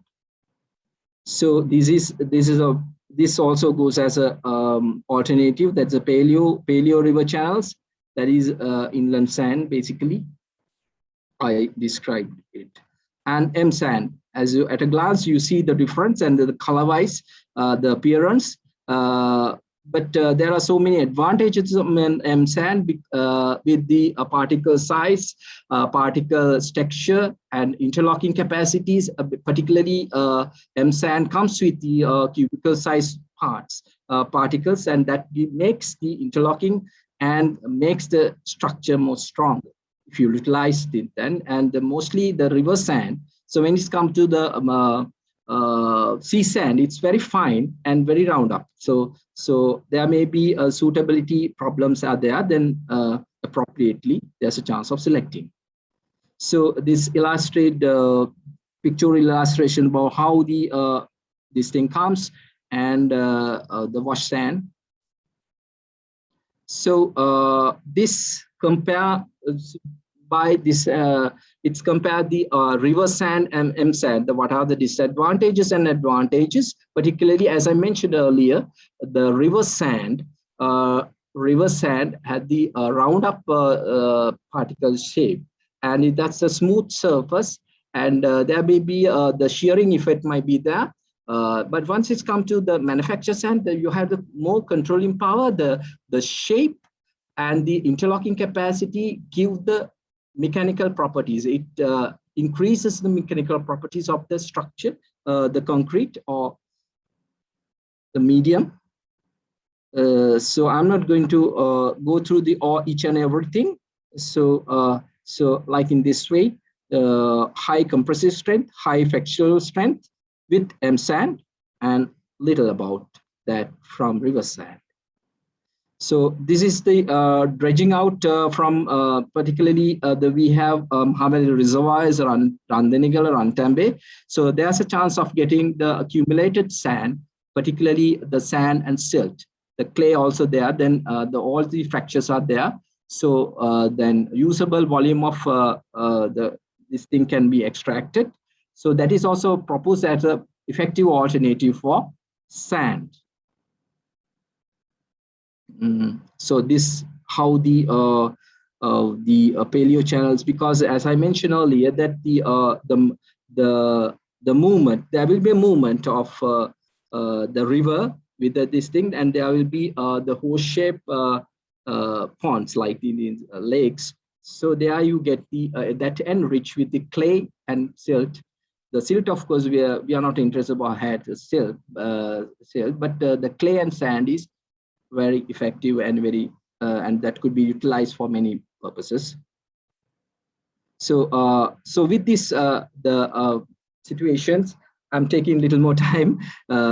So with the mining and the complaints are comes together, because well, so definitely mining, we are disturbing to the environment, so we'll have to expect lots of complaints from the general public. So that is there. So for river sand particularly, environment and public complaints are there. Then particularly in sand mining, the illicit sand mining, this lack of monitoring, that is also we are guilty for that thing, and as a regulator, and the salinity institutions are deepening of groundwater level. So that is associated with the sand mining. And when it comes to the metal quarrying, so there will be lots of allegations from general public, the dwellers, the village people or whoever, that about the dust, noise, and crack generation, vibrations, and occurrence of slides and road damages that's associated with the metal quarry industries. And when it comes to the gravel soil mining, influencing about the groundwater table, the slope stability issues are there, the collapsations, and it will also affect the water table, groundwater table, the clay mining, that is also there, because there are remedial measures. There may be series of complaints received from general public, and so particularly we have to say that so once the complaints come, many of the complaints or many of the allegations have the scientific solutions. Sometimes it might be for water, and sometimes it might be for landslide issues, vibrations, and the remedial measures are there. So that has to be adapted appropriately, particularly considering the matter. So that is it, says the environment issues.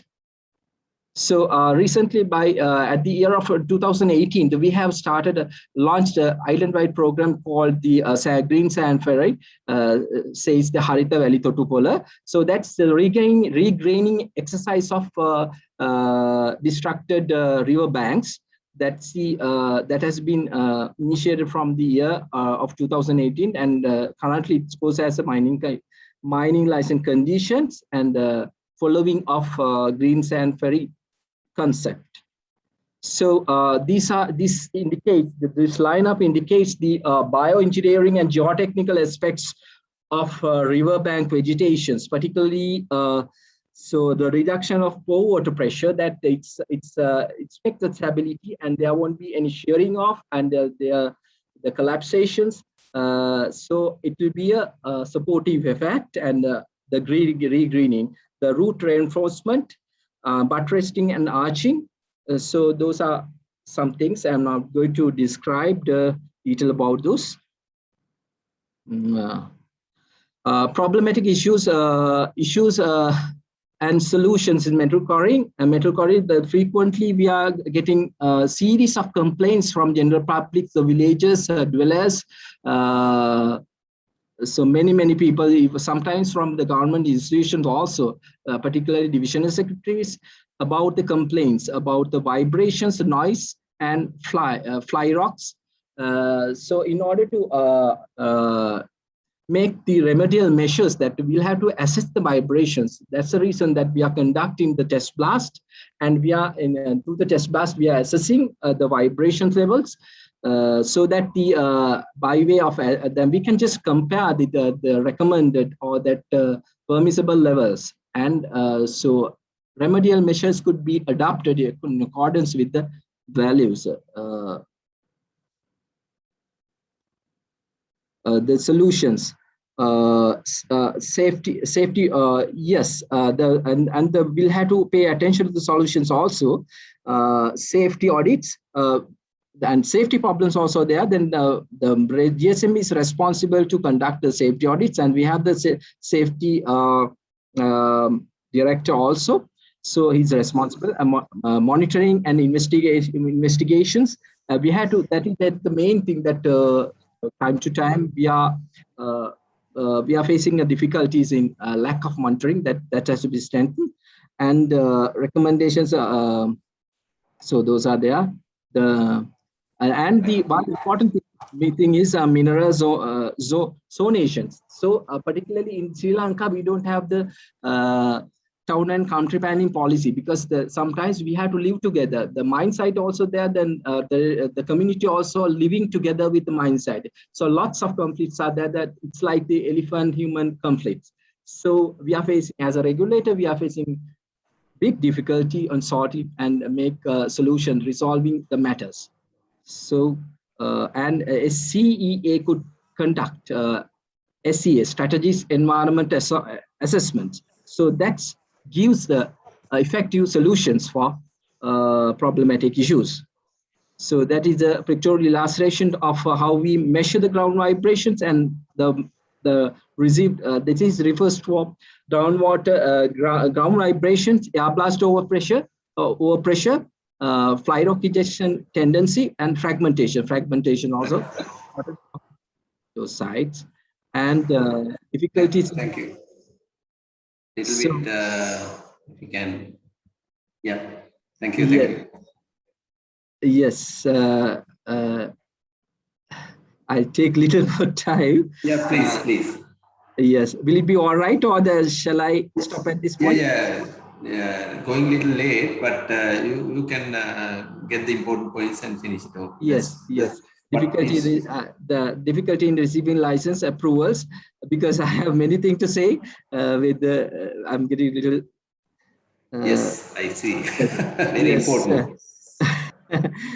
So there are many difficulties in getting approvals from state institution, because if you're interested, go for mining. So we never can't issue mining because sometimes we also may ask for several recommendations from other institutions, particularly the urban UDA, archaeological, because in accordance with our act and regulations, we can't just simply issue the license, and so there's a necessity of getting those recommendations, because that is a mark. Because so if for instance, if you take the archaeological sites, we never can't think about mining. So that is there. So So this is for the settling of huge amount of money for government, particularly in land usage charges, because recently that has that is the one thing, because if you conduct your mining activities in forest land, because usually they are charging for 1,000 rupees for cube, and that once it's come to the end of the year, then it will be a huge amount of money to be settled. And recently we have the schemes have been restructured, and now it is 500. But with the introduction of PTF, Presidential Task Force for Geomaterials, so another scheme is there, and particularly in this case, those days, you were supposed the mining license holder is supposed to settle for selling volume, and particularly in this case, that is for solid volume. So explosive matter, and explosive matter, of course, that is there, that we have increased the issuance recommended quantities, and we have identified the real necessity of the industry, and we have increased as GSMB, and so we have increased the powder factor little bit, and it permits the mining license to have more explosives. And so that is there, and we are conducting explosive auditing also with the collaboration of Sri Lanka Navy, Sri Lanka Police, and Assistant Explosive Controller. That is also a good avenue. So this is one solution for explosives. This goes as a usage of carbon dioxide as a disintegrating agent, and that is not considered as an explosive, and it's about transferring of liquid carbon dioxide in the gaseous form. It releases energy. With that energy, there's a chance of have a breakage in the rock. That is one aspect. And gravel and soil, that is a usual. These things are there. The optimal road damages, soil, raw material problems like. So that's there. So that's extremely sorry for taking more time from you, and I'm apologize for that thing. Thank you so much for your consideration, and thank you so much for spending time. Thank you, Kushan. Thank you very much, because you are so enthusiastic to protect our environment. And I find that is true. And it was alarming. You said in 2025, we have shortage.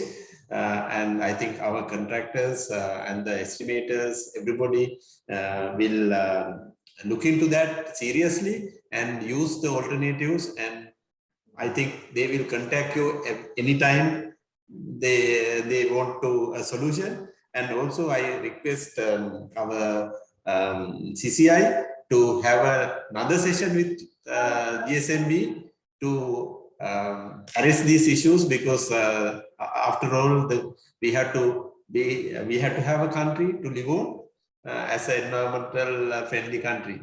So thank you, Kushan. Thank you very much.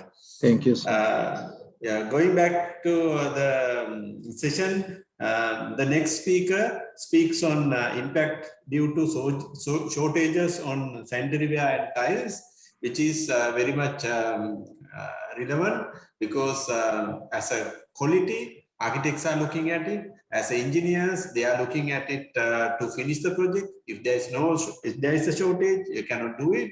Then quantity surveyors also looking at it, because they cannot control the cost.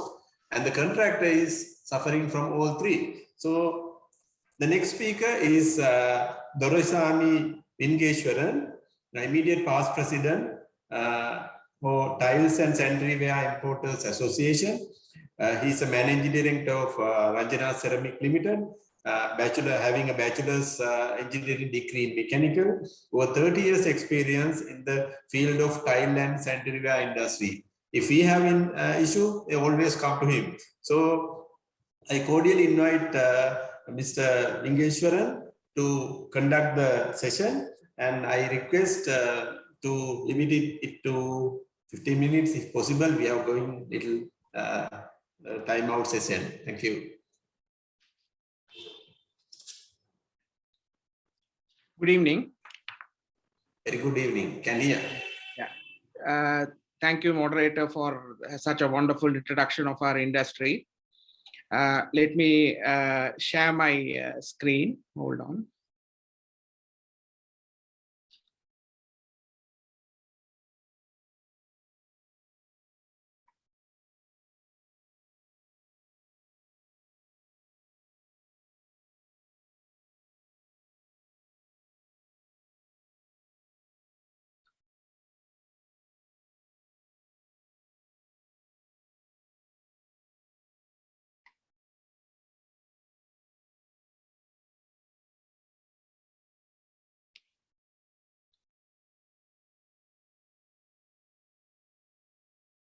It's 4 o'clock.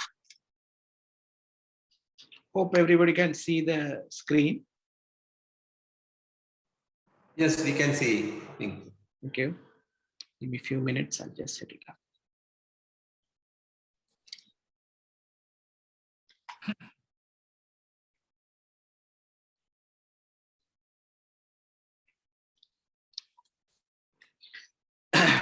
Good evening, President, co-presenters and CCI members, and the experts from the economic sector, and honorable panel of speakers. Thank you everyone for giving us this opportunity.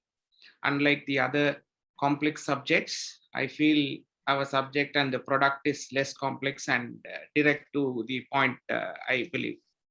1 minute. Okay, coming to the subject, impact due to shortages on sanitary ware and tiles is the subject today. For you to understand the impact, the impact, first we need to understand the next slide of mine. Tiles and sanitary ware, is it luxury or essential? This is very important. So how do you define tiles and sanitary ware in a professional field of construction industry? Is there are two parameters which define tiles and sanitary ware of choice. Mainly one is functionality, the other one is aesthetics.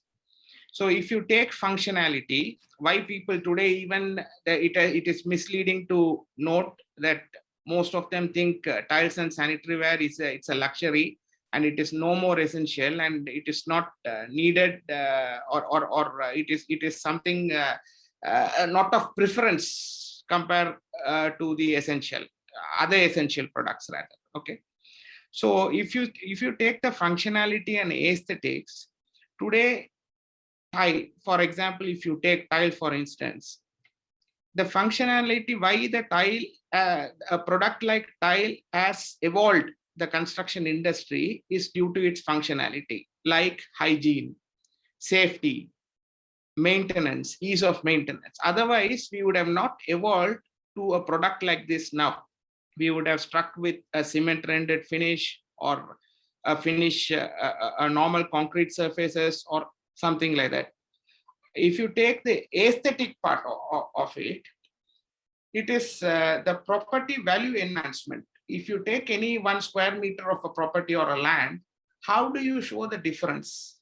You can't show a tangible difference with a cement surface and another cement surface of the same property. So to show you a tangible value enhancement to a property or a product, you need an aesthetic parameter which highly the tiles which highly complements, and in the sanitary ware which highly complements, and also the lifestyle and also the choice. So being the professionals in this segment, the construction segment, you must all be very well aware of the term product specification.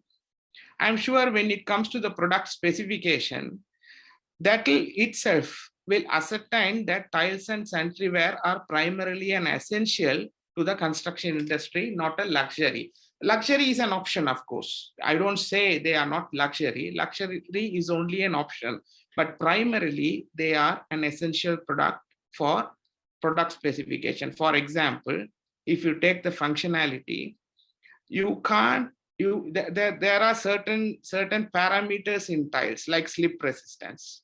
You can't put a product, you can't specify a product with high, with a slip, with no slip resistance. And you can't put a product like a supermarket where the wear resistance is not at all considered. And consider a sanitary ware. You have disabled bathrooms. There are products for disabled bathrooms. The height of the WC matters. And there are products like antifungal, antibacterial tiles, which is very much a necessity for places like hospitals, commercial kitchens, etc. So it has been high. I think when Dr. Harish Chandra in his presentation, I could see we were the product like tiles and sanitary ware has not been given the preference to, at least, of course, today our country, given that our country is going through the economic shortages of dollar here, so, but still completely suspending imports of these products. I would like to emphasize on few of my slides where we are heading to.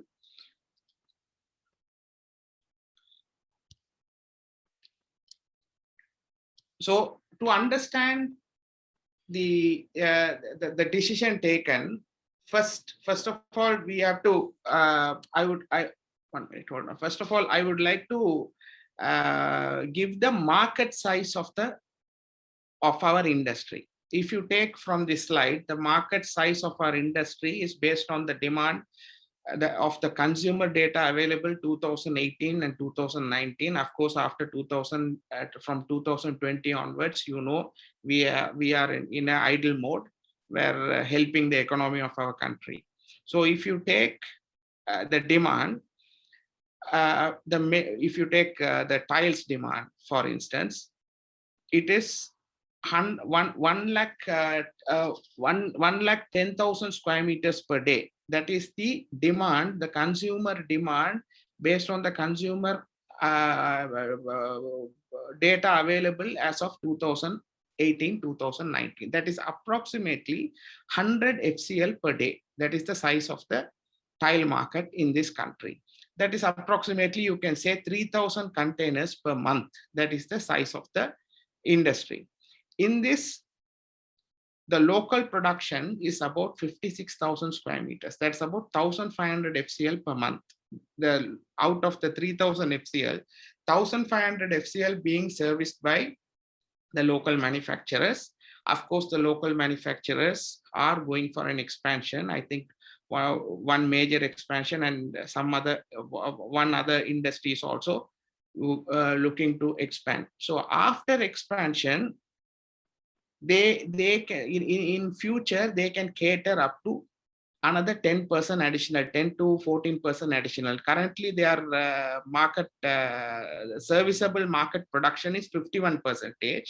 After expansion, they can service up to 65%. If you take the import, the serviceable import by the importers, it's about 54,000 square meters per day. That is about 1,480 FCL per month. So the importers are catering to roughly about 49% of the demand. That is out of 3,000 FCL, that is the demand market size of the tiles. 1,480 FCL are being serviced by the importers. That's about 49%, and 51%, that is about 1,500 FCL, are being serviced by the local manufacturers. So on a rough count, we can say we hold a 50-50 market share. That is currently, but after the expansion goes ahead, we might lose a 10% market share. That is about, we might end up in 60-40. That could be the market share. Why I say 60-40 is, from the importers, 100% we go through the SLS certification, and as a result of which the second grade cannot come inside the market. But of course, in the local manufacturing, you need to have a percentage of factor where the second grades has to be manufactured and it to be consumed. So the first grade products, if you take, we might after expansion share a market platform of 60% for the local manufacturers and a 40% for the importers. This is the market size. I think every construction industry experts have to understand on the tile market in this country. And if you take sanitary ware, the total demand, before I come to the demand, because I'll explain you the demand after I explain the local production and the imports, according to the customs data, what we received as of 2018-19, 40 FCL per month. We are talking about a 40-foot container, and each container on an average can stuff about 350 two-piece bathroom suits. Okay, on that average calculation, we can say we are catering about 480 FCL per annum, which means 480 each container containing about 350 suits of WC basin pedestal that we call a bathroom suit, a wash basin pedestal, a commode system that is called two-piece or a bathroom suit. So that is the calculation what importers have been catering to. If you take the local production, I think Russell being the leader, they produce about, according to their corporate report, it says 300,000 pieces per annum.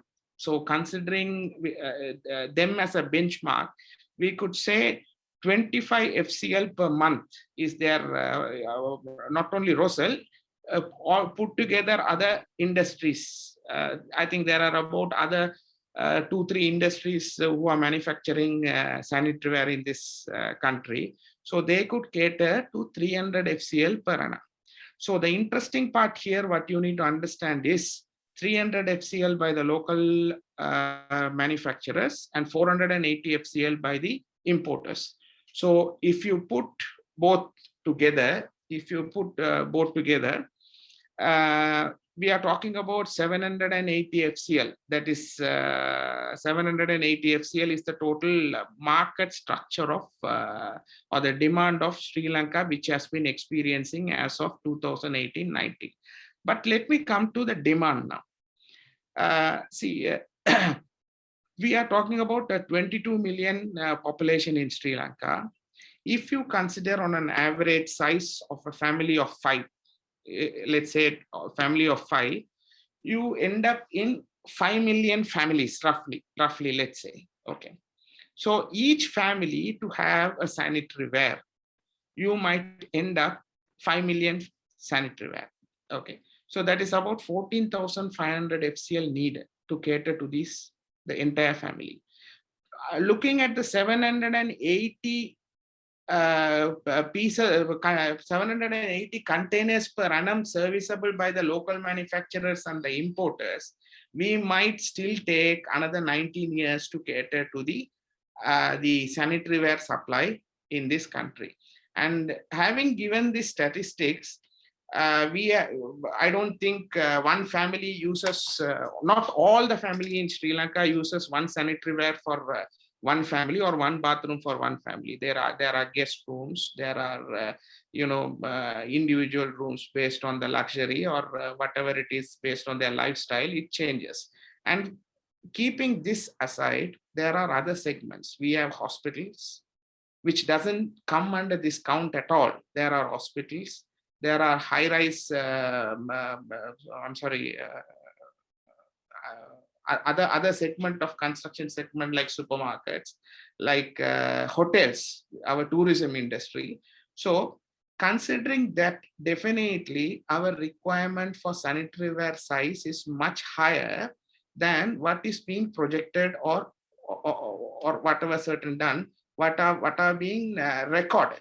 So considering that, what is, in our opinion, being in this field for well over 3 decades, what we feel is suspending imports on sanitary ware and tiles.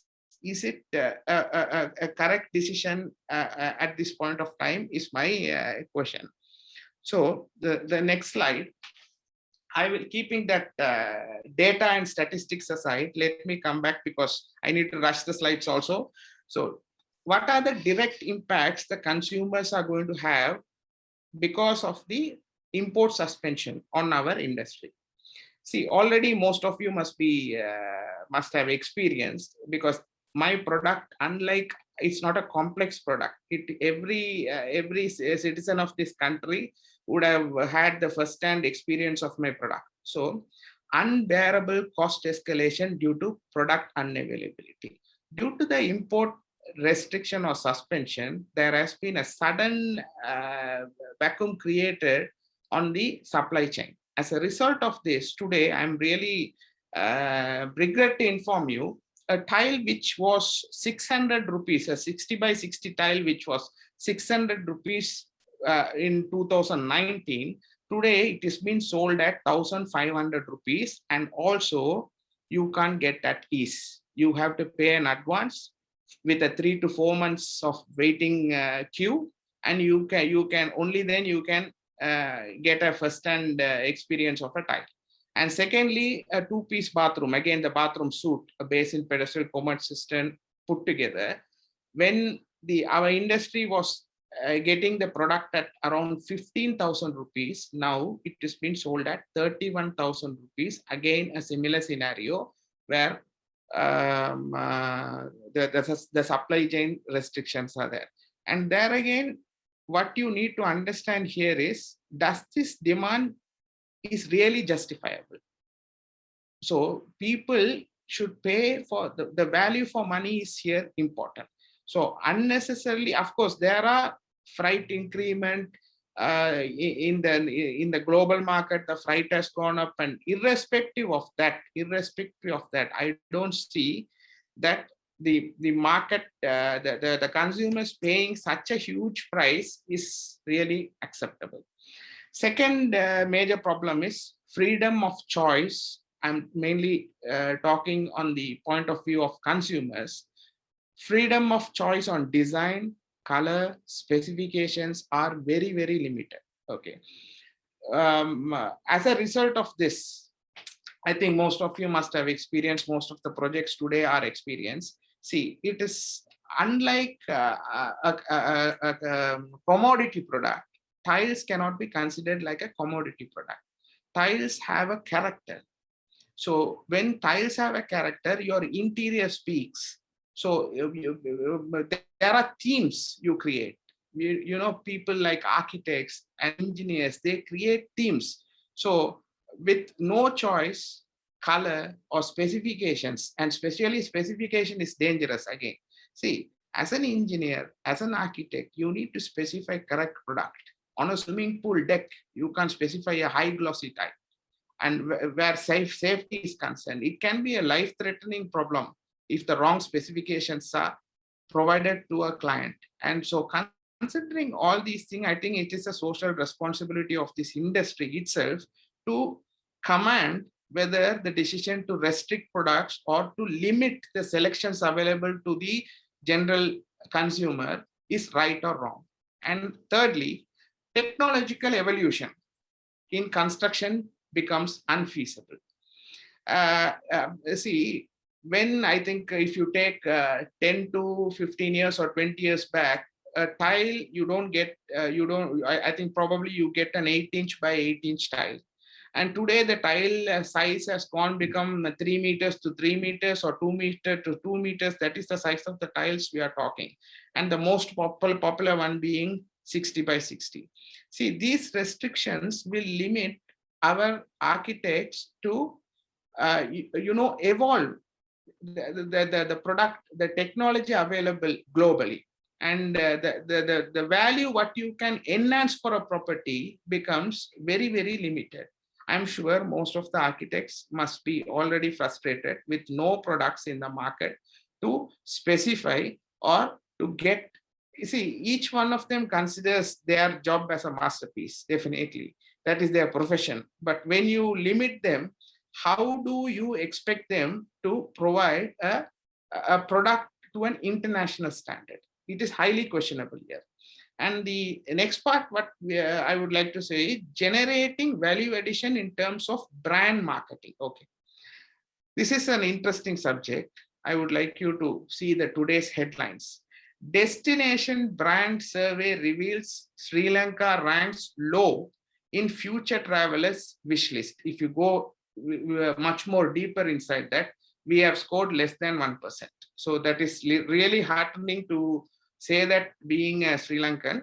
So what you need to understand is, how do you create a brand? See, if you take when a 5-star hotel is charging $100 for a room, and you give the same product from the locally manufactured, okay, let's say the architects have only option to use the locally manufactured products, a 60 by 60 tile. What is the difference? What is the justification a hotel is going to give if they have to charge a tourist who is coming in to stay in Sri Lanka to charge him $100, when the tourist finds his hotel room is also tiled with the same product, his sanitary ware is also what is being offered is also same product, and he goes to any other places where his expenditure being, let's say, $10 or $5. How does that brand enhancement? See, a desert country like Dubai, today the famous expo venue, how do they enhance the thing? What do they have? They have nothing, but we have everything in our country. So how do they enhance the value? They create the brand awareness. It is the brand. They sell the brand. Their country itself, Expo itself, is a brand. They have shown during the pandemic what they can create. But what have we created? We have everything. So please understand, we have our achievement is hardly, you can see this. We have made sure our destination brand values are where we are the lowest. So please, this is something tangibly. If you want to show a difference, you need to allow the product selection to the public. And the next, the landscapes. See what will happen if the restriction continues.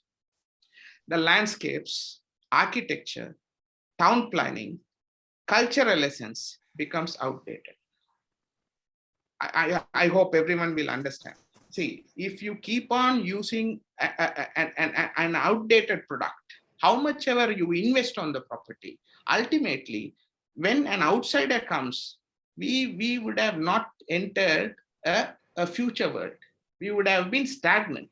We are stuck at one point of time. So that is what I'm trying to say there. The other part I would like to explain is technical products. See, we don't have dollars. We have stopped the HS codes, no more imports, and we are happy. What about the technical products? There are, under the same HS codes, there are other products like pool tiles, step tiles, antibacterial tiles. What will you tile operation theater? A normal wall tile you will tile. There are heat resistant tiles, heat reflecting tiles for roofs, acid resistant tiles. How an industry is going to fill an acid for their manufacturing process? See, so there are specialized tiles which only can keep where you can store such acids in particular tiles. Self-cleaning sanitary ware, waterless urinals. So what you have to understand is, okay, we don't have dollars. We respect that because we are also part of this community, and we also hold the responsibility to get going and fight the economy. But what you need to understand is there should be special approval considering the technical products. Even though the HS codes is blocked, there should be a person who is looking at the future. In a pool tile, you can't put a wall tile. So technical people, there should be a technical committee. Okay, this project commands this technical product. Since the HS code is blocked, it doesn't mean that we are closing the door for that project. You have to take up the specialization of the project, why it is needed, what is the necessity it is needed, and they have to, at least project by project, that approval should be effective. And the next one is cost escalation due to delivery delays. I'm sure most of your project must be facing this problem. Because delivery is a very key point in any projects. I'm sure everyone must will agree with my point. So when you have to pay for any product for tiles and sanitary ware and you have to wait in the queue for 2 to 3 months, so how do you see the cost escalation going there? Okay, forget about the construction high-rise building. Just think of a normal mason. How will he run his family? So you're going to say, after paying, you're going to give 1 quarter, that is 4 months, 1 delivery. So is he going to feed his family only quarterly? Rest of the time, is it holidays for his hunger? So it is a very serious issue what they have to understand. And the next point is, this will lead to, that's in fact the next point, lead to the scarcity of tile masons. See, most of them are migrating. That's a good news for the inward remittances. But is it a good news? We are going to have shortages of professionals. We are going to have shortages of construction professionals and laborers. And so this is a key point. We have to strike a balance. And the next point is limitation to trade terms to contractors. So, okay, when the imports was there were about 300 to 400 importers in the market.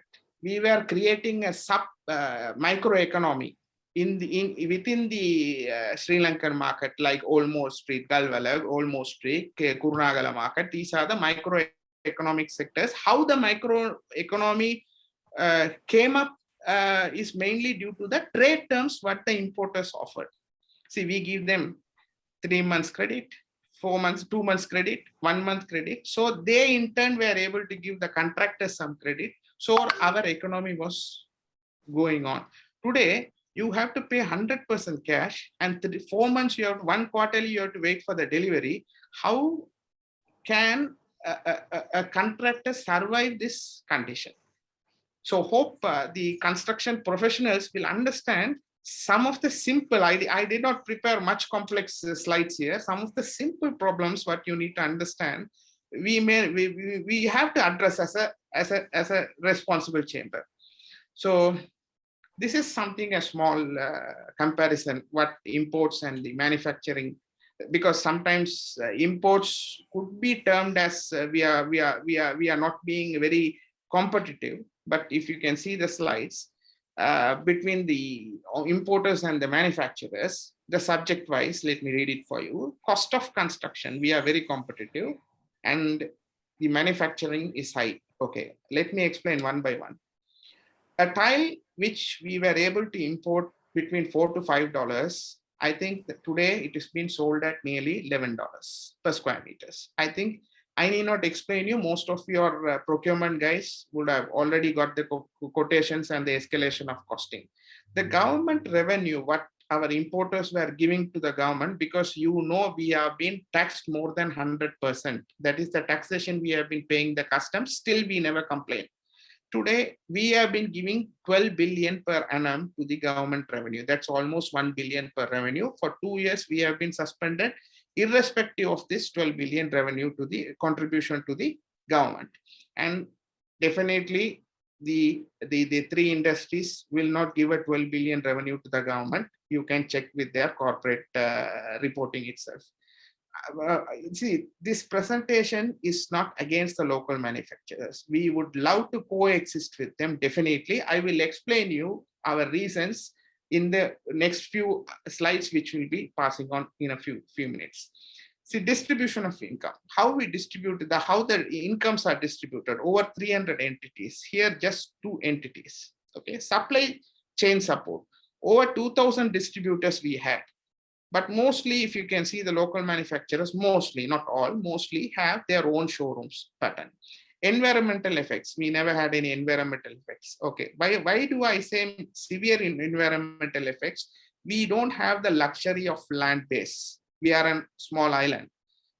We can't compete with countries like China and India and all those countries where they have enormous land base. So how you can be a competitive product manufacturing where you can put your product to an export market? You cannot put your product to an export market. You have to understand that, okay? There again, with whatever the leftover land what we have, which is very precious to us, we keep mining for manufacturing tiles at $11. And after, let's say 5 to 10 years, just imagine what will happen to the mine lands. The agricultural, do we need an agricultural land? Or see, there are industries which is suitable for our country. There are industries which is not suitable for our country. When we don't have 40% of the cost for manufacturing a tile is fuel. We don't have fuel reserves, at least for today. Okay, when we don't have fuel reserves in our country and 40% of the manufacturing cost is fuel, because you know the tiles have been burnt at very high temperatures. So you can imagine the adverse effects what we are moving forward. And the employment, our industry had more than 100,000. It's high. Manufacturer is also high, but not to the level of importers. Consumer benefits, I already explained you above in the previous slides. It's very high. The manufacturer is not so. The product quality, please understand, even a single tile coming inside this country, we are monitored by the SLS certification. It's a must for us. It is not compulsory, but certain responsible manufacturers, they take it forward to give SLS. But for us, of course, it is mandatory. Okay. Next. Vicky, can you finish in 5 minutes time? Sorry. Yeah, I can do it. Definitely, I can do it. So I'll skip. I'm almost done, sir. Don't worry. Okay. Thank you. Manufacturing in Sri Lanka, see, generally in market standards, the cost of manufacturing is very high compared to that of finished products available for imports. The reason that could be very high energy consumption and cost. That is one. High mining cost for raw materials. See, already we have a depleting reserves in long term. Okay, very small market size. We are not competitive. Okay, and even in the export market, we cannot be competitive because we don't have 40% of our cost, that is fuel, and high labor cost. See, I don't say our labor cost is high, it is worst, but we are not cheap. Okay. So this is one other question which we need to understand. Is Sri Lankan tile manufacturing saving foreign exchange? Okay. Generally, it is that the famous term what is put forward is we are an import substitution. You can check that. Although we are projected to be an import substitution. What is the definition of import substitution? Is the theory targets the protection and incubation of newly formed domestic industries to fully develop sectors so that the goods produced are competitive with imported goods. But contrary to the expected competitive pricing, the import substitution should not cost the economy and most importantly, the construction industry, which is what it is going through. Okay.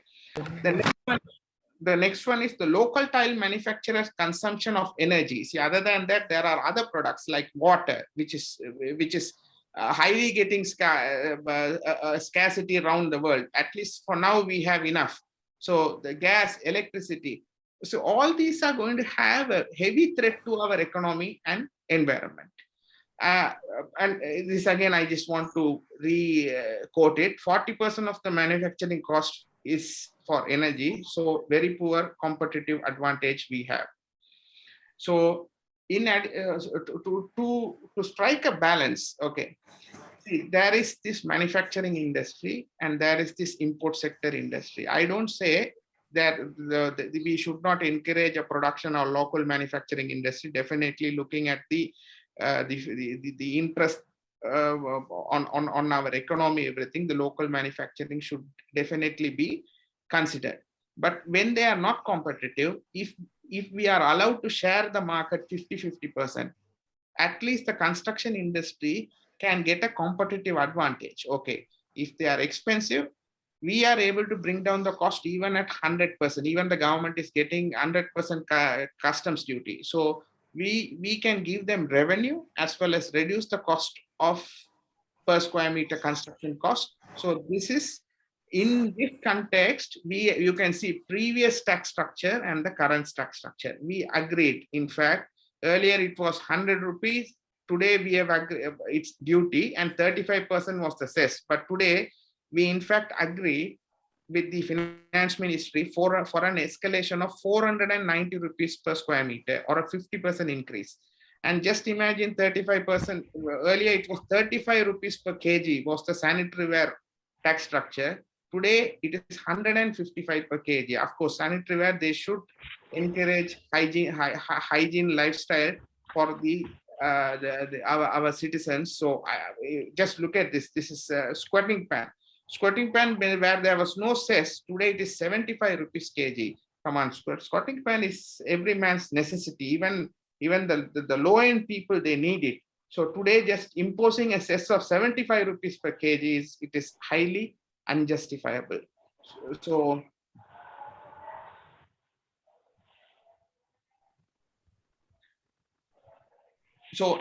in this slide, I'll just sum it up. This slide, we only say give a 50-50 market share or even 40-60 market share. It is enough. End of the day, it will have a cascading effect where the end consumers will benefit from the cost savings.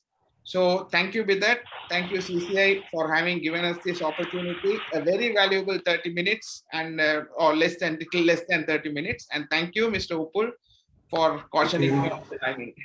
Thanks a lot. Thank you, Vignesh. Thank you very much for the insights about the tile industry, especially comparing the duties and all the insights. Now we move to the next speaker. He is Chartered QS Majid Kodutuaku. He will be presenting on high cost and shortage of cement and steel, mainly for the construction industry, which is the highest cost I think our industry has. Majid is a member of Institute of Quantity Surveyors Sri Lanka, chartered member, and chartered member of Royal Institute of Chartered Surveyors. He is currently employed at ICC, International Construction Consortium, as a Deputy General Manager, Contracts and Estimates. Over to you, Majid, for your presentation. Thank you, Chartered Quantity Surveyor. I'll just share my screen.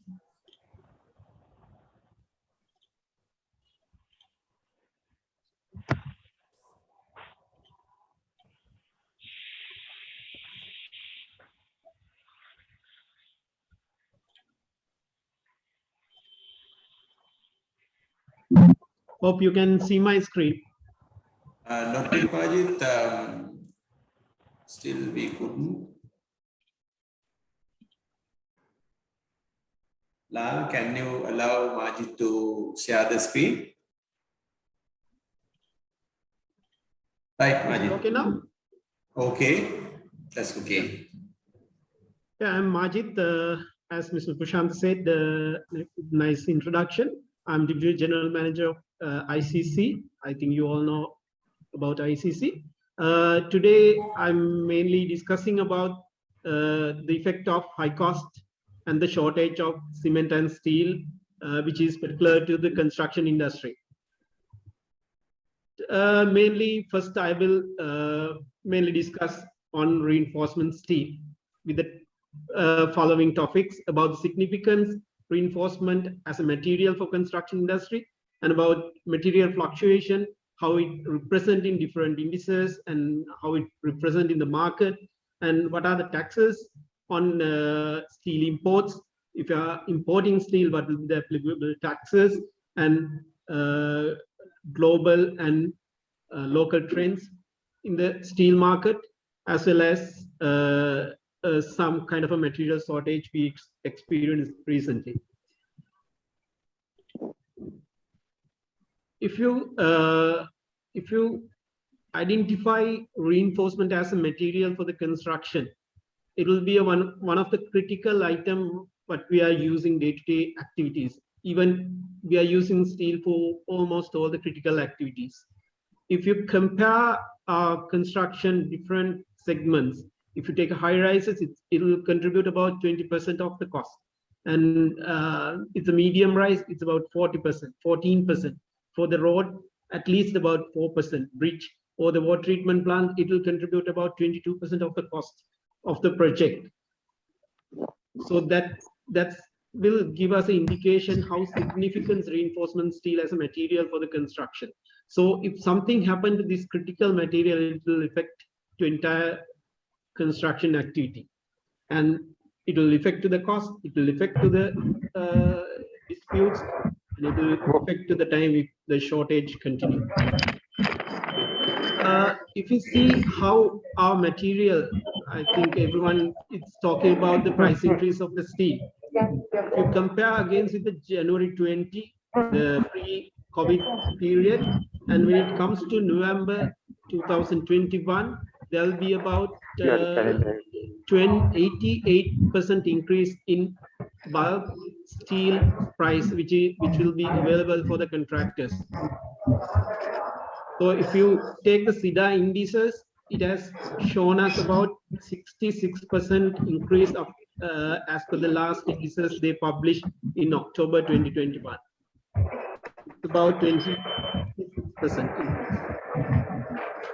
It seems to be SIDA indices almost go behind with the go along with the market indices, market price. But if you take the November, we experience about close to 230 metric ton per price for the steel. If you're a quantity surveyor, you might realize if you price the same project at last year, you might be priced steel prices, your BOQ rate might be somewhere around 225 per ton. But now you can even purchase material for that given price. So your material price is more than your full rate in your BOQ. That was the situation. And thinking the asset significant items, it might contribute about more than 10 to 20% of the construction cost. What will be the impact for the contractor with those increase? Even if you look at the retail market, that will show about 60% increase when we compared with the January 2020.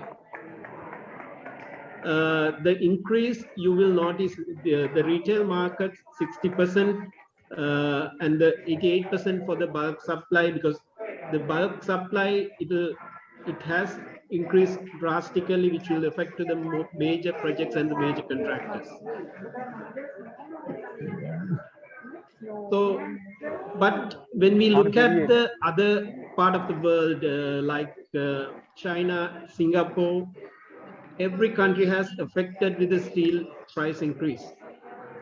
If you compare the prices in Singapore, it showed us about 56% increase from January 20.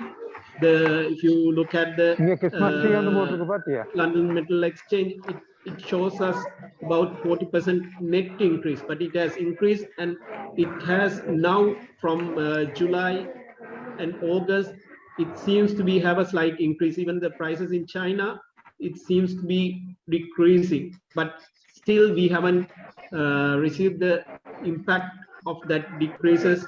But even in Singapore, still they are continuing the higher price. But there might be decreases due to raw material reduction in the world market, but we have several other issues to address.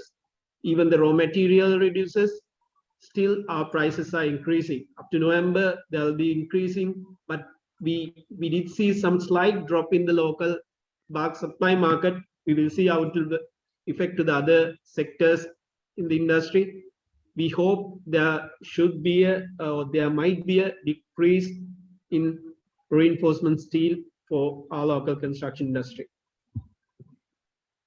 One other fact we consider, when we consider the steel reinforcement, you all know that it's a negative list item. And even for a strategic project where you do have all the other material duty benefits, but you can't have it on steel. That was the negative list item, even for the strategic project. You can import all other material, but not the steel reinforcement. So if you look at the tax structures, about 59% tax on the CIF will applicable for steel. Even if you are thinking to get it from some other country, assume that you receive a local CIF value of $800 per ton. So you'll end up with 258,000 per ton with this tax increase, tax structure. There are about 35,000 per ton tax on cess, and 15% and 10% VAT, and on top of that VAT will applicable. So you'll be end up with 258,000. So literally it will not feasible to import. So definitely you need to depend on the local suppliers. So if we compare the steel billet imports to identify what are the demand the local construction industry has. So after implementing the government policies with the post-COVID interruption, and we will see about 10% increase in steel billet imports. If you look at the local market, the major players are importing steel billet and manufacturing reinforcement steel, and there are market segment where will cater to the residential market, which will produce steel with a mix of scrap steel or with the virgin steel. But we have noticed during the past few months the small enterprises, I mean, not like the big players, the small players who did the residential market has their production has drastically reduced. That will provide opportunity to import some, that also lead to increase the steel billets for reinforcement manufacturing by the leading suppliers. So if you compare into 2020, about 464,000 metric ton and about 514,000 metric ton in 2021, about 10% increase in steel billet imports, which will contribute to the local market, since the local market demand is increasing after post-COVID construction activities.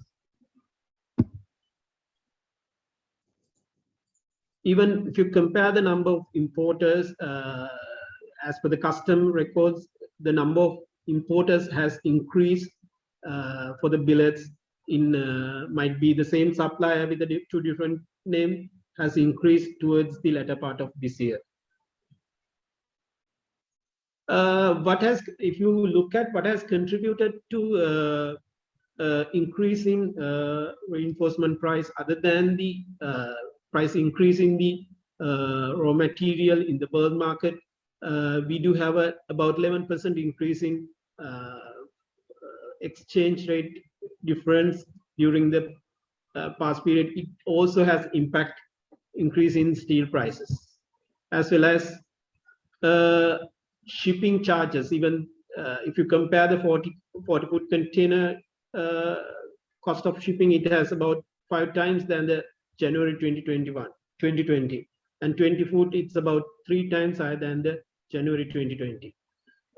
As well as even for the steel imports, for the charter fees and all already increased, and that has effect to the increase the steel prices of local market. If you summarize the shortage of reinforcement steel as well as the price increase, we do have a higher demand, and which are our small scale suppliers are going out of the market.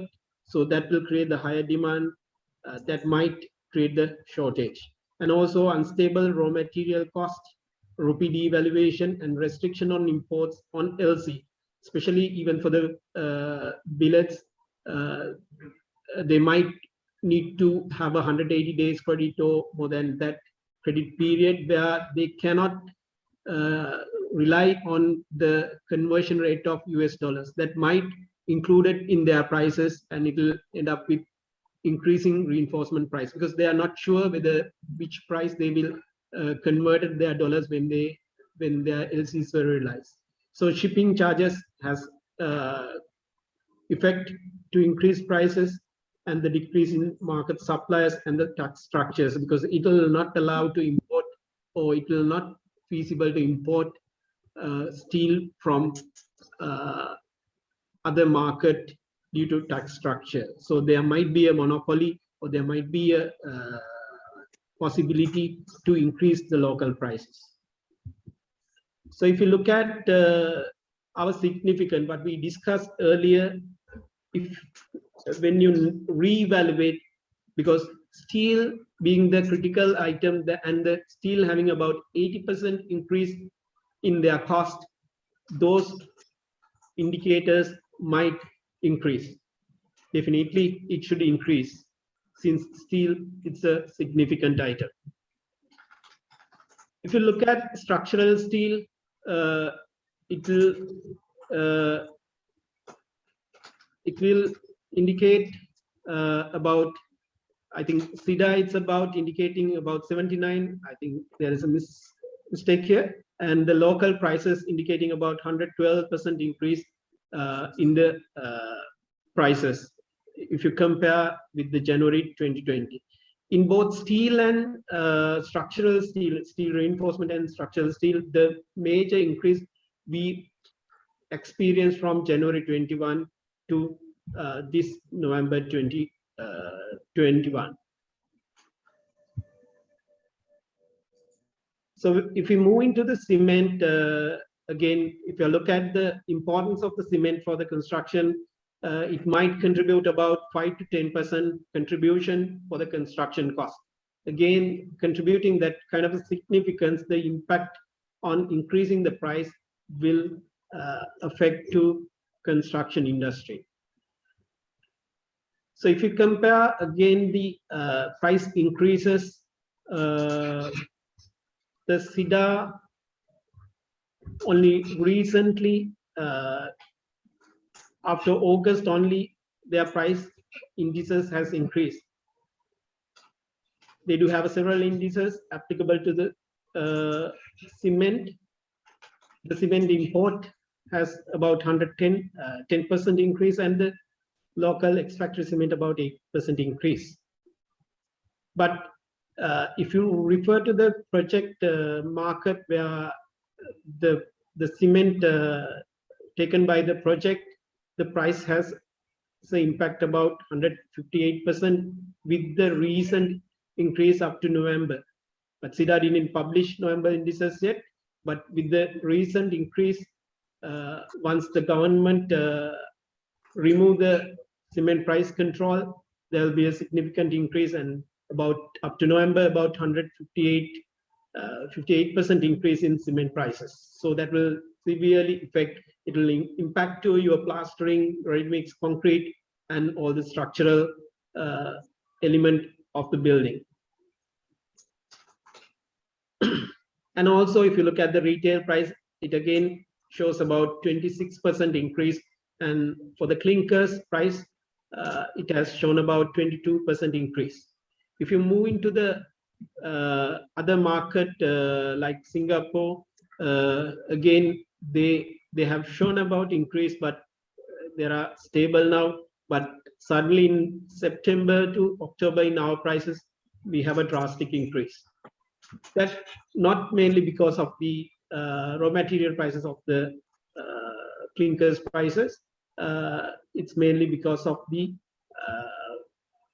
import restriction and other things also has impacted to increase the prices. For our cement also, if you look at the tax structures, if you are importing about 36% tax on CIF, where we don't have a duty, but we do have a PAL and cess, which contribute about 36% if you are importing the cement. So if you look at the cement imports, I think we have a huge shortage during recent month, especially the bag cement. Even the for the residential house, it was very difficult to find cement bags. That was mainly, if you analyze the data, that was mainly due to the cement bag imports by the small I mean, not the large players, but small, the medium scale enterprises who did import cement bag drastically has reduced. 2020, about 493 metric ton of cement bag imported. At 2021, it's about only 118,000 metric ton. For the cement bulk, though we do have a shortage, their production and their imports has not reduced in 2021 with the higher demand. Their bulk cement import has increased, but we will see the reduction in the cement clinkers, but mainly due to the latter part because of the price. Most of the suppliers, we noticed that they were not encouraged to import cement. I think it will recover with the price increases, but the reduction in the input from the other suppliers who mainly cater the residential market, now the major suppliers need to serve for that particular market also. So that's why we do have experience shortage of cement supply. Even the ready mix plants were not worked sometimes. We had such kind of experience because we don't have a cement to do ready mix concreting, do plastering. So if you look at the numbers, you will see there are a number of importers were engaged in the market, about 16 in early 2020. With the COVID and the import restriction, drastically the numbers has reduced. We might see with the, I don't know how it will work with the dollars. So there may be a possibility to increase again those cement suppliers, which may cater for the residential market, where the pressure on the other suppliers, the main suppliers, we might reduce on that aspect. Again, for the cement, we do have a higher demand in the market. If you see the construction activity with the government policy, we are starting irrigation canal under North Central Province Canal project, and there are several road projects are constructing, and the middle income housing. All these, due to the government policy, there will be a huge construction activities are going on, other than the when compared to the 2020, that might create a higher demand. And also like in steel, we do have unstable material cost, and the rupee devaluation again, for the import cement and cement clinkers, you might required to have a 180 days credit period where you don't know which value your rupee $2 conversion rate will happen. So that will increase, or that will lead to increase the suppliers to increase the price of the cement. And also the shipping charges will, the charter charges of the shipping will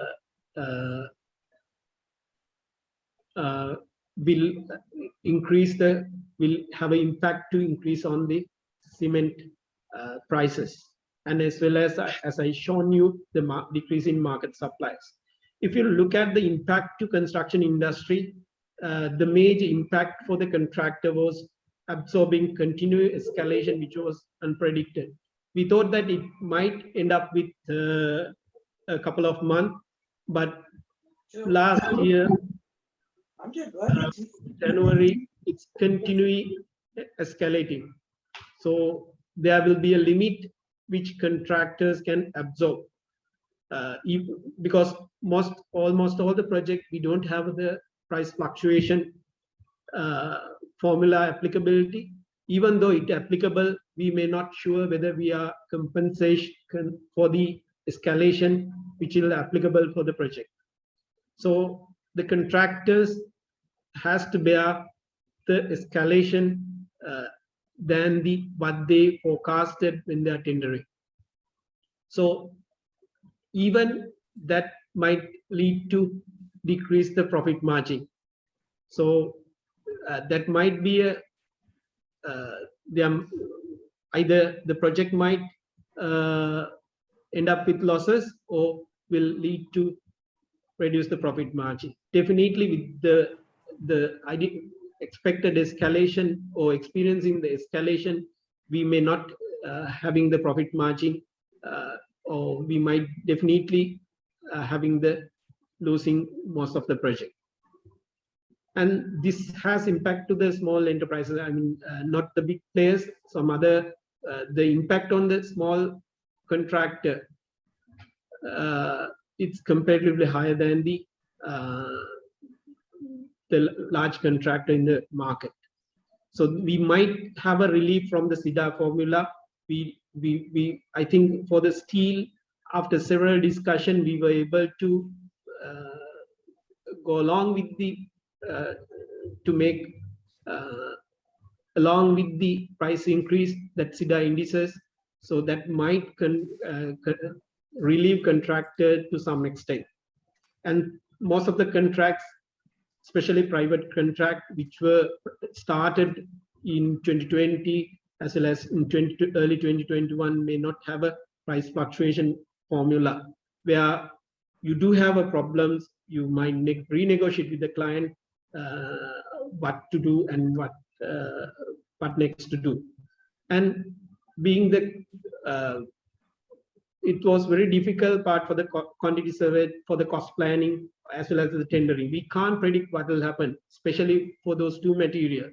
So it will create a contractual disputes, ultimately sometimes termination that can cause, because still some of the projects are continuing, but now we are in a short limit. It will be very difficult if the escalation continue. There might be something has to be done. So if you address the shortage, there will be increased demand in construction material with the government policy. As I told you, we do have a middle income housing project. We do have several road projects are starting and continuing, and we are starting about several canal project, and there are number of construction activities has increased with in line with the government policy.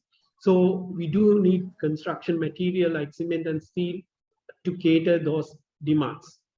And also the delay in receiving the material will cause, especially cement and steel, which will contribute to the activity in critical part. Not like the other material like finishes. The impact on steel and cement delay sometimes, because importing, if you are importing, there might be a delay. You may not have a sufficient quantity to procure from the local market. So those will affect to the contractors' project delivery.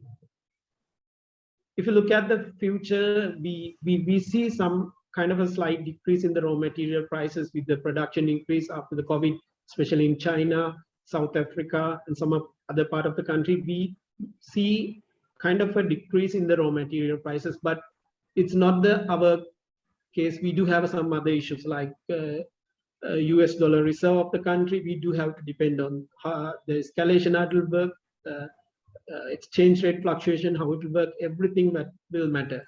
Even the decreases in the raw material of the other market or the raw material of our supply, we can't enjoy that benefits. We do have some other issue. And also there will be a new cement supply to the local market. So that might reduce the demand, issues with the demand. And for the project, if you are implementing in the future, either we don't have any option other than going with the SIDA formula, or either we do have to use kind of a star rate or method to compensate exchange rate fluctuation, or the method or other alternative method. And also we might thinking, if something happen, if the steel prices are reducing, what will happen? There may be, I don't know, if everything goes well, there might be a decrease in steel prices as we experience in maybe 2012. There will be a drastic reduction in steel prices. your escalation might be negative. If you are using the SIDA formula, your escalation might be negative, but you already consume that steel with the higher price. So for the quantity surveys, you might, if you are tendering, you might need to look at that also. But we don't know what will happen, but that possibility might be there. So with that, I will conclude my part, the quick part, and over to you, Mr. Pushanta. Thank you very much, Charitku Smajit, for wonderful presentation. A lot of insights on the tax structure and the other areas of cost. I will quickly move to our last speaker. He's Chartered QS Dulisha Desiri.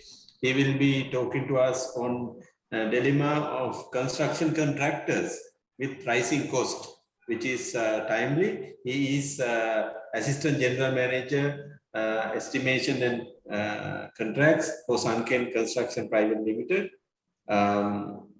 He has a BSc in Quantity Surveying in University of Moratuwa, MBA from Project Management Institute of Sri Lanka, member of Institute of Quantity Survey Sri Lanka, and a visiting lecturer of University of Moratuwa. Over to you, Dulisha, for giving us the insights from contractors' point of view on rising cost. Thank you very much, Mr. Pushanta. Let me share the screen.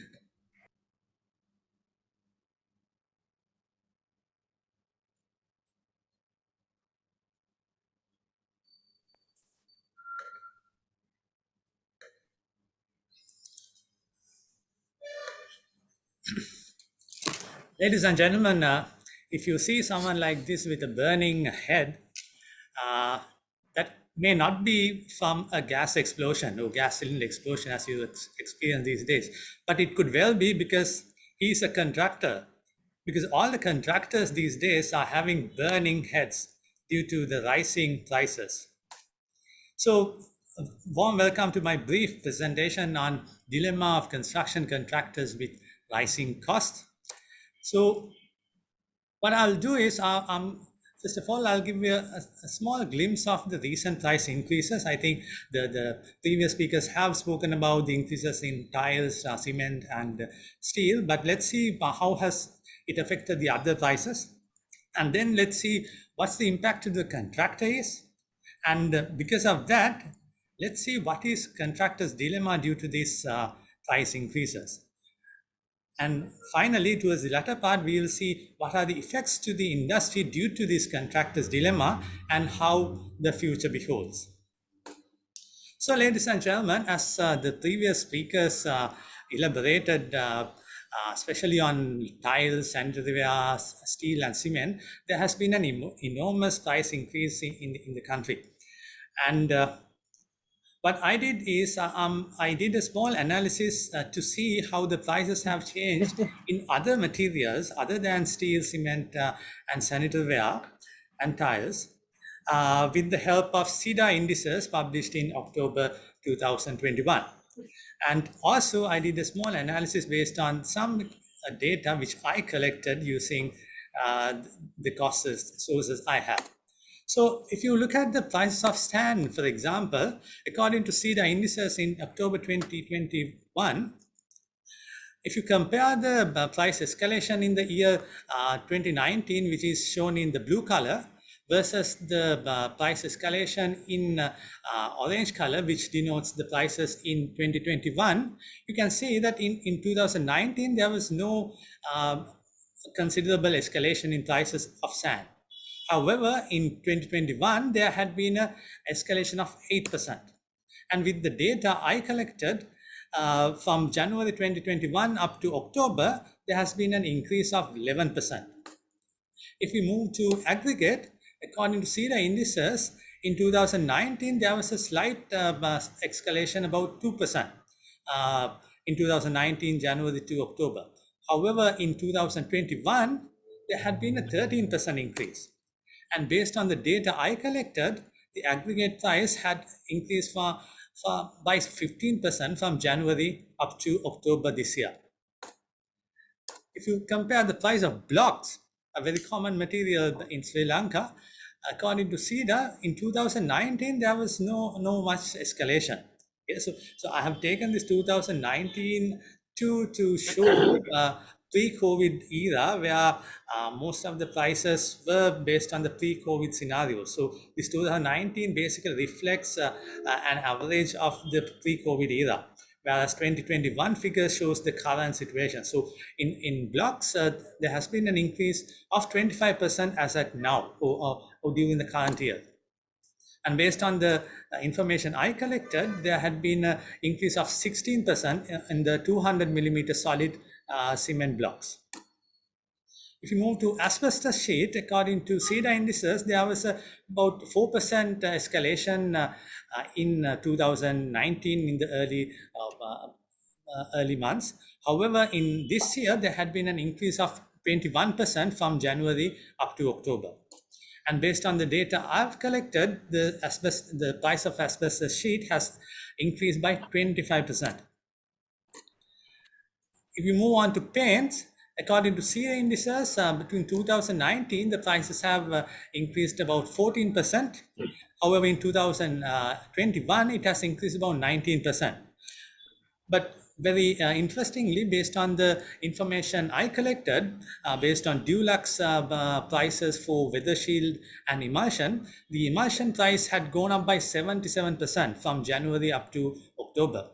And the Dulux weather shield brilliant white price had increased also about 48%.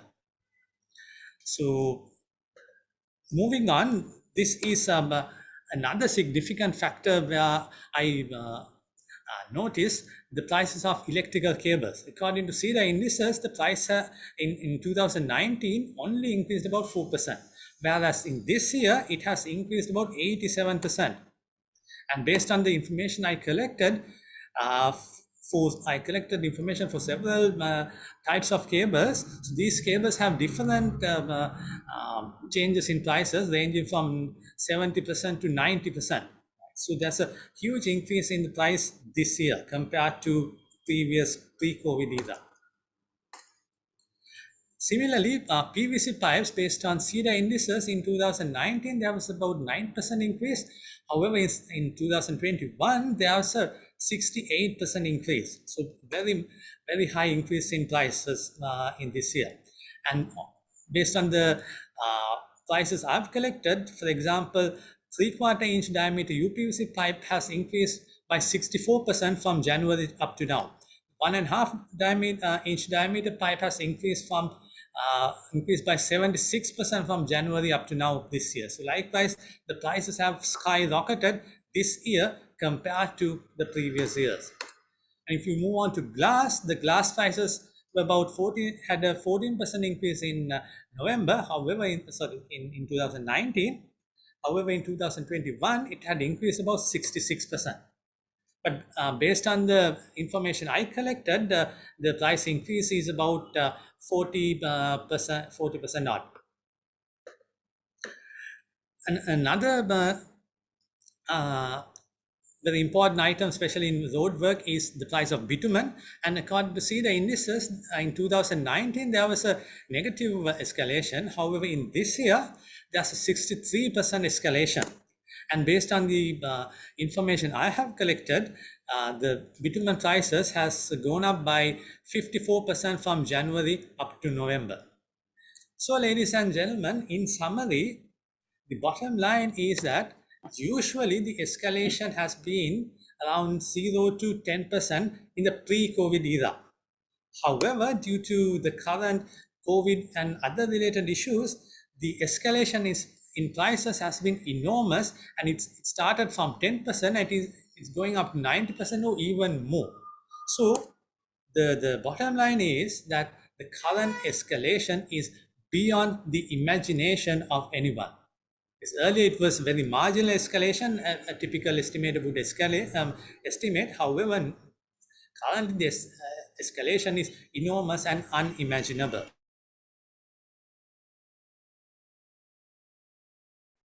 A set of contractors.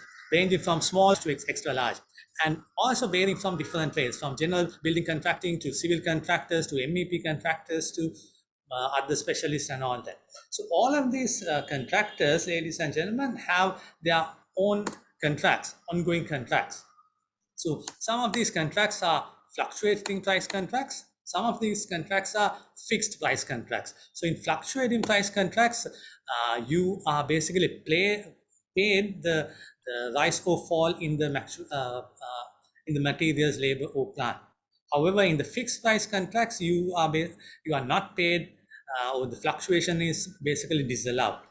So if you focus on the fluctuating price contracts, as you may know, the fluctuation can be carried or estimated using two common methods. One is the traditional cost reimbursement method. Second method is the CEDA formula method. So based on this, in the fluctuation price contracts, you calculate the escalation and provide that escalation to the contractor, so the contractor receives a relief for the escalation. However, in the fixed price contracts, the escalation clause is basically made redundant, and it is deleted basically, and therefore the contractor is not getting any relief of escalation. However, the important thing to note is that due to this unprecedented escalation, no matter what the type of contract you follow, whether it's a fluctuating price contract or whether it's a fixed price contract, still the contractors had ended up having unbearable losses. So you may be wondering, if the contractor is doing a fluctuating price contract, how can he incur an unbearable loss? Let me explain a few things. So if you focus on the fluctuating price contracts, as I said earlier, one of the two methods is the traditional cost reimbursement method. In this method, you provide actual reimbursement of escalated cost. However, in practice, as you may have experienced, generally you don't allow cost reimbursement for all the materials in the project. Only it is limited to the major materials.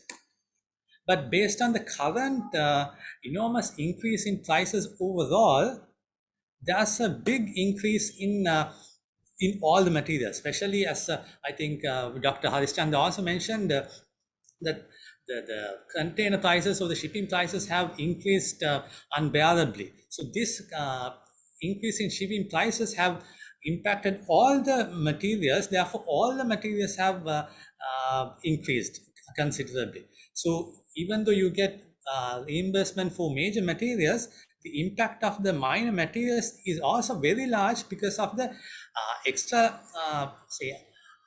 unforeseeable and enormous price increases in these materials. Especially if you say minor accessories like aluminum accessories have gone up by 40%, and valves and accessories related to plumbing work has increased by 20% minimum. So all these non-major items have also skyrocketed in such a way that when you take it cumulatively, the price impact has been very, very high. So even if the contractor is following a traditional cost reimbursement method, he has incurred a lot of costs or a lot of losses. And the second method is the most familiar CEDA formula method, where you use this formula you see on the screen to calculate the escalation. So in this method, the contractor is compensated for the escalation. He's not provided a reimbursement, but he's basically provided with an compensation for the escalation. But there's a very growing concern in the industry, especially with this recent price hike and enormous escalation, that this formula does not provide enough relief to the contractor.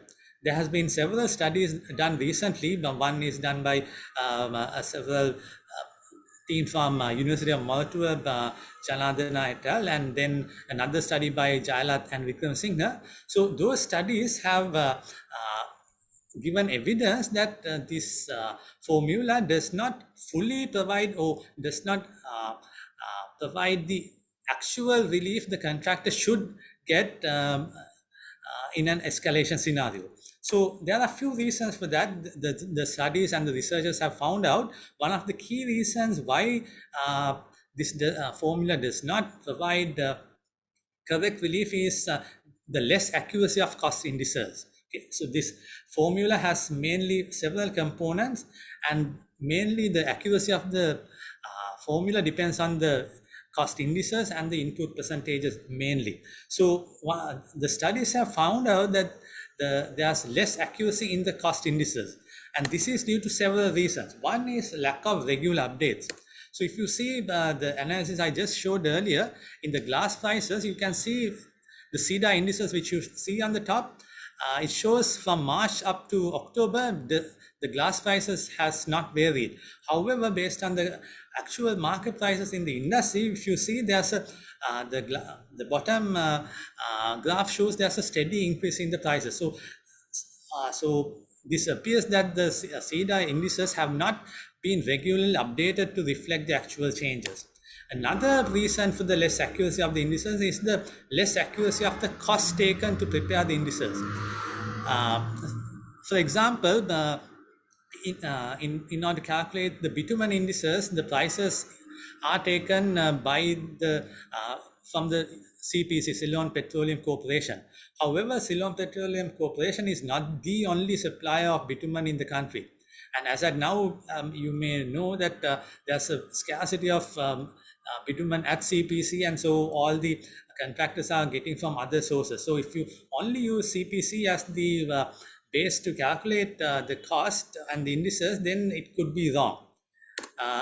Another reason for the less accuracy is the inconsistencies of the sources of cost data. So in order to calculate correct indices, you need to get the cost data from a large number of sources and a repeated number of times. However, it appears based on the studies, based on the researchers I mentioned earlier, this has not been the case. And finally, another common weakness in the cost index is the non-availability of island-wide indices. So the indices are not varied based on the location. So even though the project is in Jaffna, Trinco, or in Colombo, you use the same indices, which can give inaccurate fluctuation costs. Also, another weakness in the using the formula is that, as you may know, the formula has something called the non-adjustable items. To say fairly, it is to reflect the non-adjustable elements due to incidental costs, which will be basically one-off cost. However, these non-adjustable costs include things like preliminaries items, also, which we will discuss a bit later. And at this point, I'm going to elaborate here is there's non-availability of indices for several items. Say, for example, MEP items, there are such as electrical switchgear, trunking systems, and some other plumbing and AC system. There are no indices to fall back to. However, these items has a major increase in price. So because of that, there's a less accuracy in the indices. Furthermore, another study, an interesting study done by Samarakun and Vijayawardena, has pointed out that inherent assumptions in the CEDA formula could provide less relief to contractors with a lower profit percentage. As you may know, the CEDA formula has a coefficient of 0.966, which is based on the assumption of contractor having an overhead and profit of 15%. However, in general practice, as the contractors would know, at least for during these days, the overheads and profit varies from 5% to 10% maximum, and so the overheads and profit margins are very low. So according to this study, if the profit margins are lower than 15%, for those contractors, this formula does not provide adequate relief. And further going on the main point I raised earlier, there are non-adjustable items where which are omitted in calculating the relief to the contractor. And these non-adjustable items include things like the preliminaries. So, however, not all preliminaries are one-off preliminaries, and the contractors are bound to purchase these during the course of the project. So, things like temporary MEP work, spare parts, tools, machinery, safety items, those are not one-off costs, but the contractor will incur this cost throughout the lifespan of the project. And these costs have escalated considerably. So based on the information I collected, some of the tools have increased by more than 50% from January compared to last year, January, and this year. And safety items have skyrocketed. Some, for example, safety helmets have skyrocketed more than 2 times. So all these items which are non-adjustable still have skyrocketed, and because of that, there's a big impact to the contractor, because anyway the contractor has to incur this additional cost. So even though individual cost of these items are less, when you take the cumulative cost and when you take the amount of escalation which has happened, the cost to the contractor is unbearable. So these are the main weaknesses in the formula, which provides inaccurate escalation cost reimbursement to the contractor. In addition, when you are when you are practicing a fluctuating price contract, generally the escalation is not paid for the foreign component, right? However, the foreign component is not paid escalation because you are paid in US dollars. However, the prices worldwide has changed, like Dr. Harishchandra informed earlier also, and Majid and other speakers brief, the shipping prices have changed considerably. I have here listed the shipping prices from about 3 ports in China. So the rates from Shanghai to Colombo, Xiamen to Colombo, and Ningbo to Colombo, that is basically from China to Colombo, the prices of 20-foot containers have increased by 3 times, more than 300%. Right? So because of these facts, in addition to this, there's material increase in overall as well. For example, if you check the London Metal Exchange indices, the metal prices have gone up. Majid also elaborated earlier, but here I have taken the copper prices, for example. The LME copper index shows a very high increase in the copper prices. So the foreign materials have also gone up considerably due to shipping costs and material itself changing costs. Therefore, there's actually a change or escalation in the foreign component as well. However, normally in the current practice in Sri Lanka, this is not paid. So there's a big loss to the contractor. So all these factors lead to unbearable losses even in fluctuating price contracts.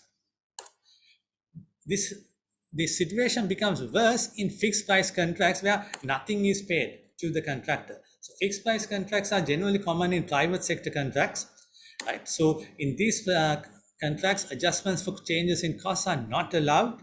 Therefore, the contractor bears all the risk of escalation.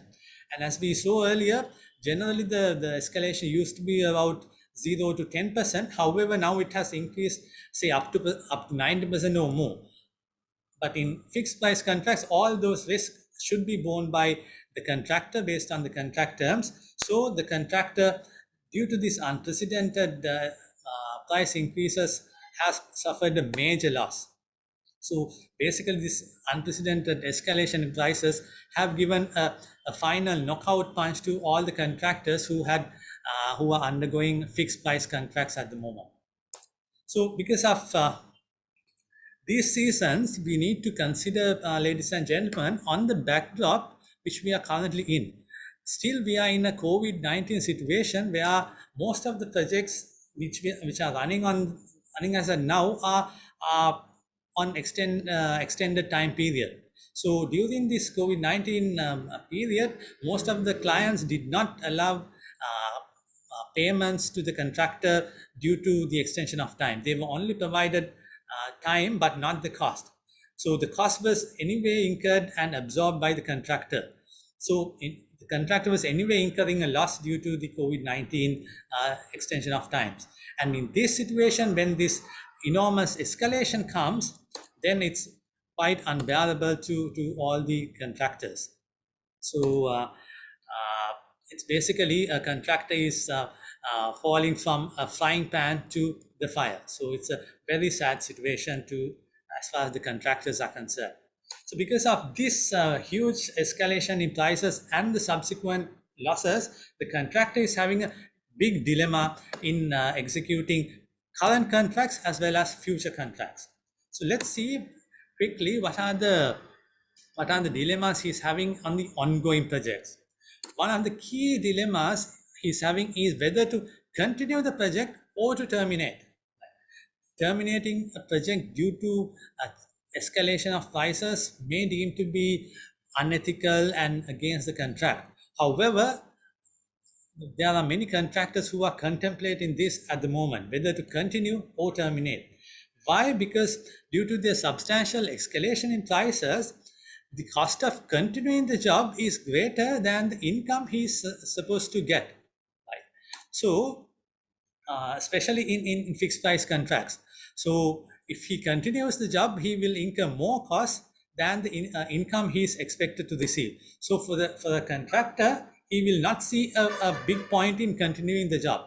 And especially when he does his calculations, he will find out that even the cost of termination, even if the client goes and encashes the performance bond, that will be less than the impact of the escalation of prices, because the escalation of prices is so enormous at the moment. So because due to these reasons, the contractor is having a dilemma whether to continue or terminate.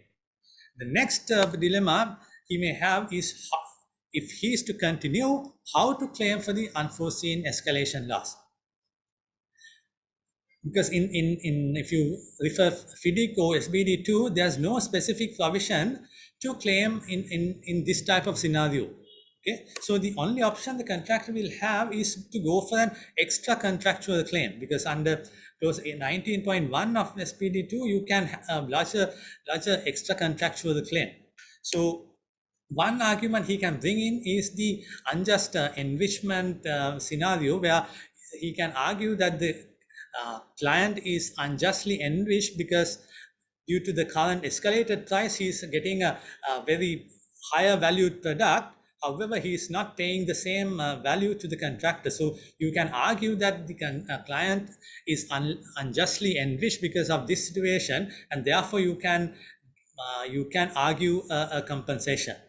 Also, you can argue that this escalation is beyond the party's imagination, because as I told earlier, usually the escalation is from 0 to 10%. However, current escalation is over 50% or near 90%. So this is beyond contractor's imagination at the time of entering into the contract. So going by the common law and extra contractual provisions, contractor could be able to argue. However, it is still subjective, so the contractor is having a dilemma. And if all these fail, the contractor, most of the contractors, especially the small and medium scale contractors, will not have the power to have legal recourse. So the option they have is to have an ex gratia claim, where they can go and request from the client explaining their situation to pay in kind, explain the situation about his loss, and in kind request the client to pay something for the loss he has incurred. Another dilemma he has is when to procure materials and how to find the USD for imports. Because in order to avoid escalation prices, one option is to purchase in advance. But in order to do that, there's no cash with the contractor. Then he can delay the purchasing. However, if you delay the purchasing, then there will be liquidated damages. Right? And on top of that, if you are to import materials, there are no USD in the market. So you need to buy from the increasing high rates of the black market. And then if we want to purchase in advance and purchase quickly, still the banks will not open LCs due to the current restrictions in the financial regulations in Sri Lanka. So those are big issues the current contract is facing at the moment. In addition, another issue is about funding the negative cash flow. Generally, always the payments are delayed, especially from in the government sector projects. However, on top of that, because of this extra escalation, the contractor is having a big over expenditure. Therefore, he needs to find money to fund this extra expenditure. Also, unplanned cash requirements due to advanced procurement. In order to save escalation risk, you have to purchase in advance, and therefore you will have a negative cash flow which is unplanned. In addition, most of the suppliers are now not giving any credit. You need to pay cash in advance to purchase. So there's a big cash requirement to the contractor as well. And further, as I mentioned earlier, the banks are not opening a letter of credit. So again, you need cash to fund the purchasing. So these are big problems the contractor is facing at the moment. So let's quickly see what are the dilemmas contractor is facing for future projects, so tendering projects. One major... Can you finish in 5 minutes? Yeah. So one major dilemma is bid or not to bid, because the cost varies substantially from day by day. So if you submit a price today, the cost would have changed in 2-3 days time. However, the bid validity, the client or consultant is requesting for 60 to 90 days. So the contractor is unable to forecast that, and so he will think that it is better be safe not to submit the bid than submitting a bid without knowing what the future beholds. Also, another dilemma is how to price for this dynamic escalation, because you can't predict on historical data, because that will be inaccurate. Then you cannot provide a qualified bid, then your bid will be rejected for providing qualifications. So you need to allow for some percentage, but what percentage to allow is a big question because of this high escalation. Then a big question comes on the USD, especially for import, costing of import materials. As you know, there's a big scarcity in the forex market, so you need to buy from black market, maybe for 230 rupees or 250 rupees per USD. So, and we never know what will happen in 2 months' time. So how do we estimate for the future project? How do we estimate the importation cost of a future project is a big concern. So all these projects, all these problems, ladies and gentlemen, do you think it's only a contractor's problem? No, I don't think so. Let's see what are the effects to the industry. So because of these escalated prices and the dilemma the contractor will have, they will price very high. So there will be unrealistically high tender prices due to the overestimated fluctuation costs and lack of competition, because most people may not be bidding for projects now. And there will be half completed projects because some contractors may decide not to continue with the projects. Then it will be a loss to the clients as well as to the banks or other financial institutions who has funded the projects. And also there will be project delays leading to issues in investment feasibility, and there will be more disputes. Contractors will be arguing with the client to claim escalation money. And also at the end of the day, if the contractors will not get the money reimbursed, then there will be a lot of bankrupt situations and collapse of local contractors at all the levels. So what will be the way forward? So way forward, we can look at from the contractor's point of view and the client's point of view and overall industry point of view. So contractor, the way forward is they need to negotiate different aspects with the client. They need to have forward contracts for material purchasing, try to do advanced procurement as much as possible, request more advance or request the client to supply materials, and renegotiate terms with the terms of the contract with the client. And most importantly, provide CEDA with much information as possible with the current market changes in prices, so that they update the indices, and then there will be a correct reflection of the fluctuations. And with regards to clients and consultants, they should be acceptable to shorter bid validity period and flexible in decision making. And also they need to allow better sharing of escalation risk. As much as possible, go for the traditional method of cost reimbursement. And then if you want to go for fixed price contracts, it's better to avoid at the moment, or if you must go for it, at least have a ceiling to say, okay, we will up to 10% of escalation, it is fixed price, but after 10%, the escalation will be paid. And then for USD fluctuations, it is great if the clients can agree on a base exchange rate for all imports and pay fluctuations fully or partially. And then agree on fluctuation payments for USD components as well, for the reasons I mentioned earlier. Also, if the clients do not have money because of this escalated amounts, they need to consider about value engineering options and phasing out the investments. Also, it will be best if the clients can allow reasonable rate revisions in projects extended by variations. Last but not the least, we have to see what the role of the CEDA should be in this situation. So CEDA need to take more energetic and hands-on approach to intervene. And there has been a recent directive on 29 November where a moratorium has been introduced from 20th March 2020 projects afterwards. So that type of things are very well taken. So in addition, CEDA needs to take steps to improve the accuracy of indices because of the reasons I mentioned earlier. Also, they need to regularly update the indices and vary the indices based on location, as we mentioned earlier, and consider indices for new items because, as I mentioned earlier, there are some items which don't have indices. And then provide indices separate for different skill categories. I did not touch on the labor fluctuations, but that is also a very high concern. And then also it's good if CEDA can initiate future changes to conditions of contract to allow this type of abnormal price fluctuations. So in summary, current fluctuations in the market are unprecedented and unpredictable.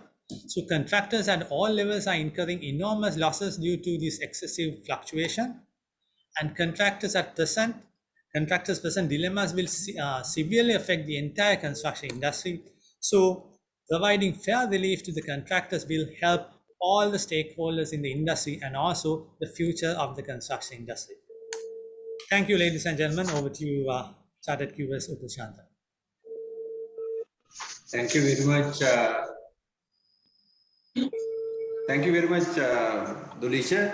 It was a wonderful presentation and gave us the difficulties we face, and also gave us a balanced approach how to tender and going for the future contracts, and also how we should do it in current contracts, and also what the CEDA as a regulator should consider for the future of this construction industry. So with that, we have finished the presentations. Very sorry for the going little overtime, not little, I think 30 minutes overtime, over the time and planned. I think that is because all the topic entrusted for this seminar, which is very timely, and there are a lot to talk on this topic. And now we will have a very short video from our sponsor. Without those sponsors, it is difficult to conduct this type of webinars and seminars. So therefore, give us very little time to conduct the sponsor presentation from Rhino Roofing Products Limited.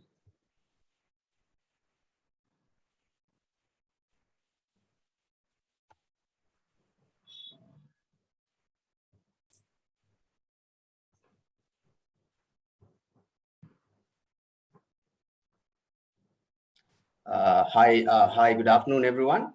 I'm Jude Pulanayagam, Head of Marketing, Rhino Roofing Products Limited. So today, my presentation today is about our latest innovation, which is a wood substitute. And I hope you all can see my screen. Yeah, we can see the screen. If you can put it into the presentation mode, that will be really good. Okay, right. So I hope I'm clear now. Yes, please. Right. So ColorUp provides innovative cement-based fiber products, and we follow a stringent eco-friendly manufacturing process. And we are about to talk about our latest innovation, which is the ColorUp strip ceiling, and it's actually a wood substitute, and we are in the quest of saving Mother Nature. So let me go ahead with my presentation. So we saw a burning head during the previous presentation. So I'm about to talk about a burning planet, and that's the only planet we have. So starting with my explanation over here, I would like to show you, an average person takes about 18 breaths per minute. Okay, so if we calculate the entire Sri Lankan breath take per minute is about 405 million. So that's the amount of oxygen we need to survive per minute. So in 1982, our forest cover was about 82%. And today, 140 years later, it has reduced to about 16.5%. And as responsible contractors and people representing the construction industry, we are a barometer to the country's growth and development. And we also do have to shoulder this responsibility of protecting our planet and our little island. So the temperature has reached as high as 42% during recent days, right? 8%, 8 Celsius degrees more will really be a big devastating effect on our ecosystem. So I think we now feel the pain of this burning planet. So as a solution, we did so much of research and we came up with so many ways of really addressing this issue. And one of the main issues that we saw was wood being used for ceilings. And so we really, we looked at how we can give the best wood substitute to replace this and at a better quality. So this is the introduction of the ultimate wood substitute, the strip ceiling, right?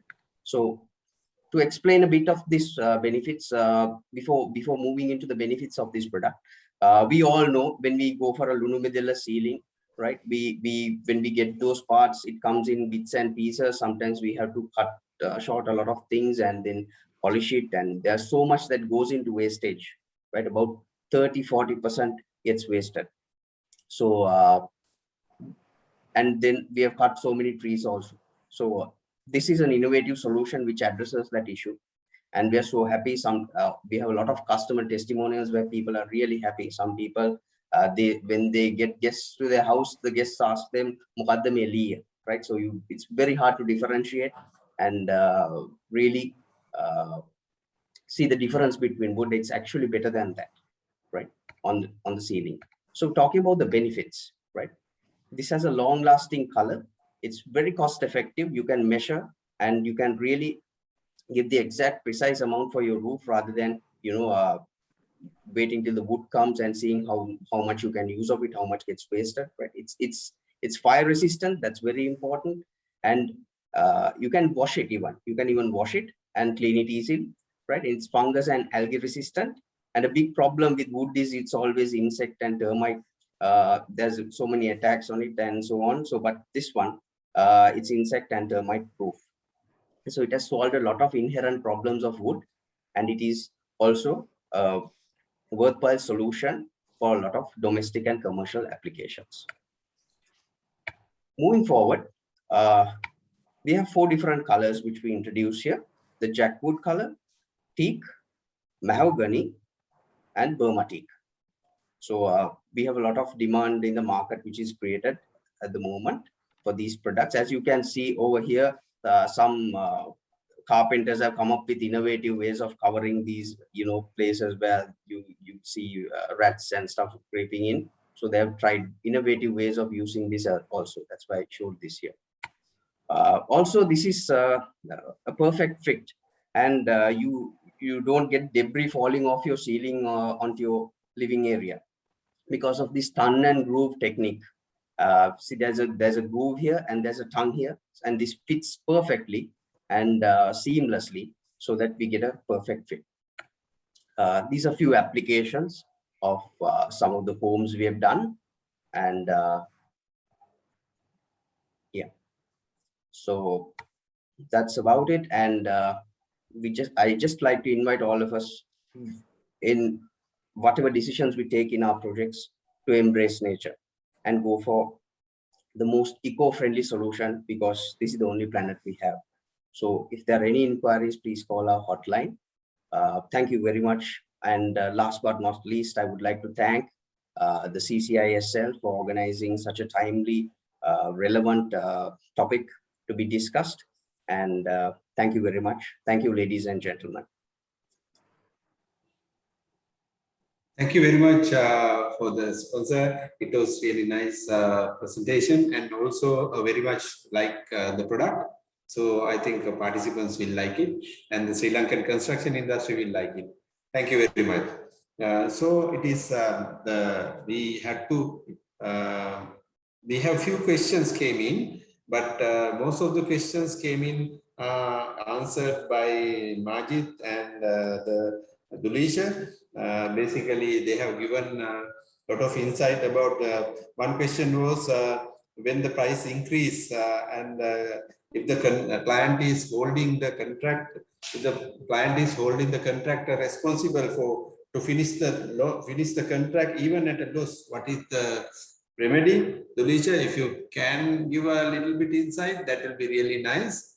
But you have given the insights during the presentation.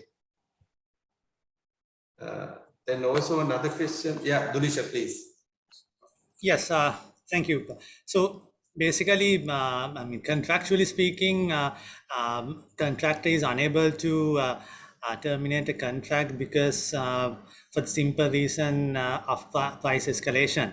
So if there's price escalation, there are other remedies he has to look out for.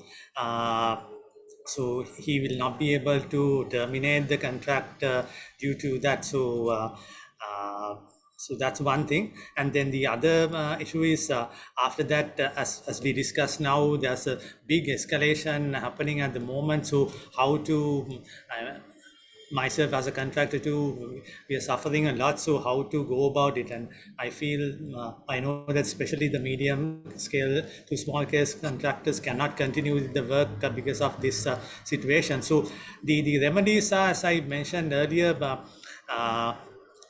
one thing is to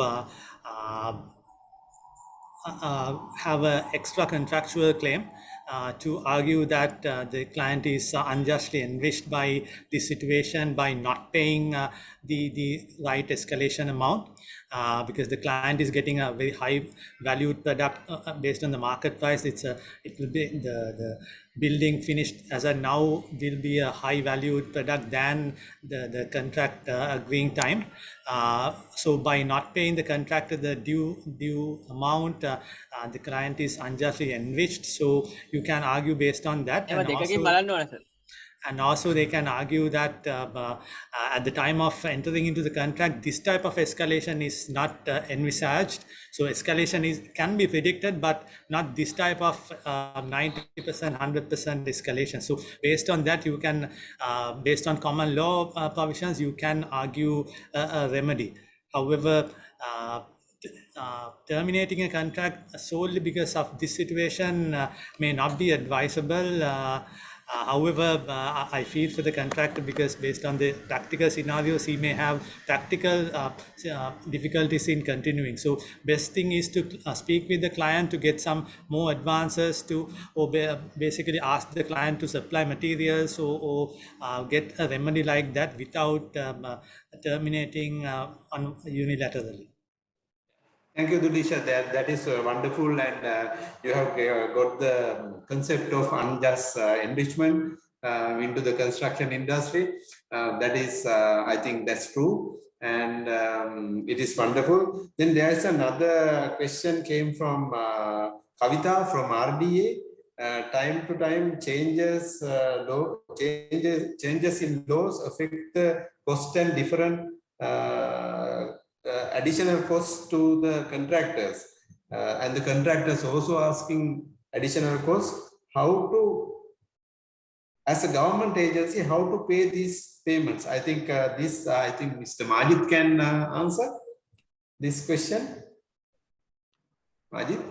Yeah, I think generally we do allow provision for the escalation. I think what has happened recently, the provision even for a government contract, there will be a identified percentages for different based on the values. For the unfortunately, currently what we are facing is those allowed provisions are not sufficient. So even for the client, even the private client, the same issue will be there.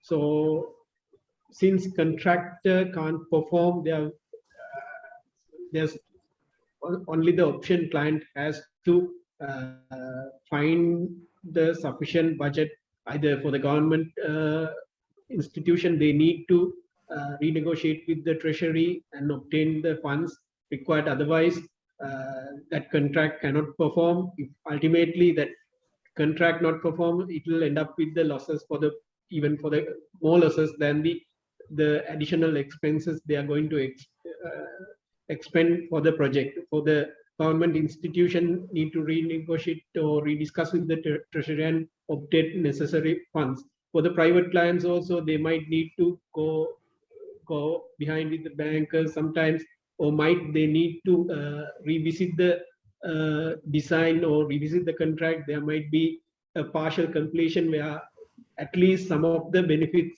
of the project can achieve. Even for the government, there might be changes which may value engineering option and other all possible measures they have to implement to mitigate those measures.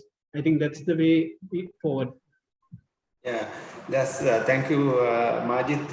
Everybody, government agencies, contractors, consultants, all the stakeholders should get together and move through on these times. That's a message from Majid. If I don't conclude, then that will be unreasonable. So it is a disruptive time for price escalation in Sri Lanka construction industry.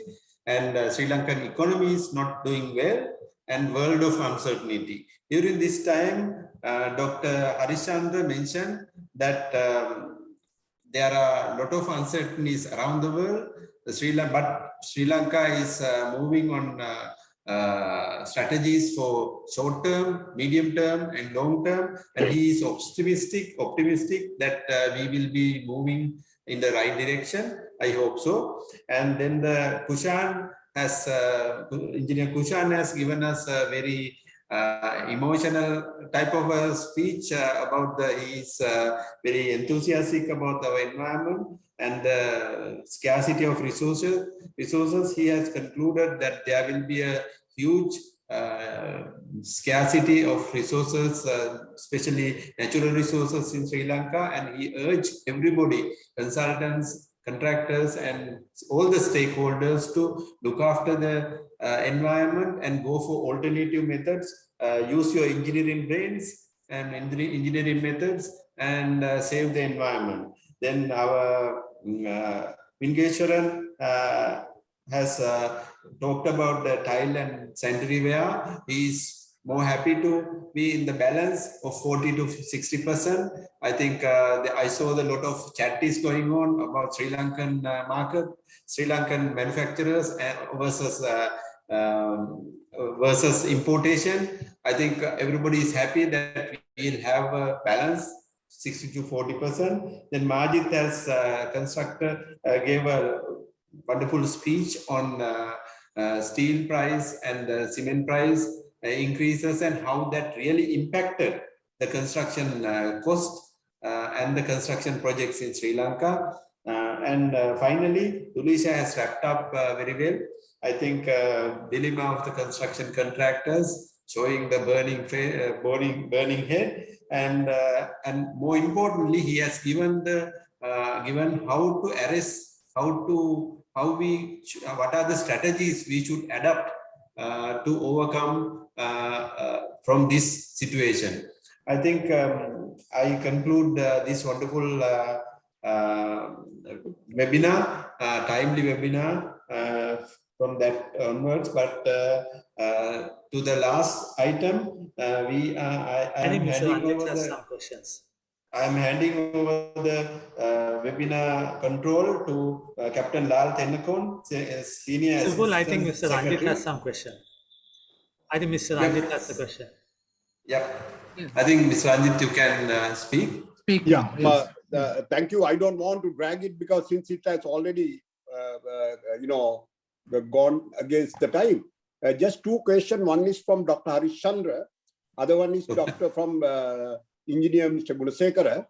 Dr. Harishchandra, I want to just to inform you when the construction contractors or the consultants go outside, especially the contractors go to, once they acquire a project, they have to get the bonds, bid bonds and advance payment bonds. There is a restriction by the central bank to the commercial banks. These bonds cannot exceed $1 million. In that case, the contractors can't go overseas and bring in foreign exchange. I want, that's the situation.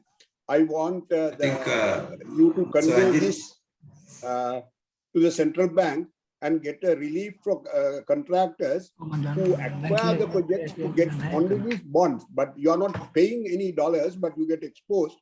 But it is only the bonds. That is first question. Then the second question, I will put it to Dr. Engineer Gunasekara.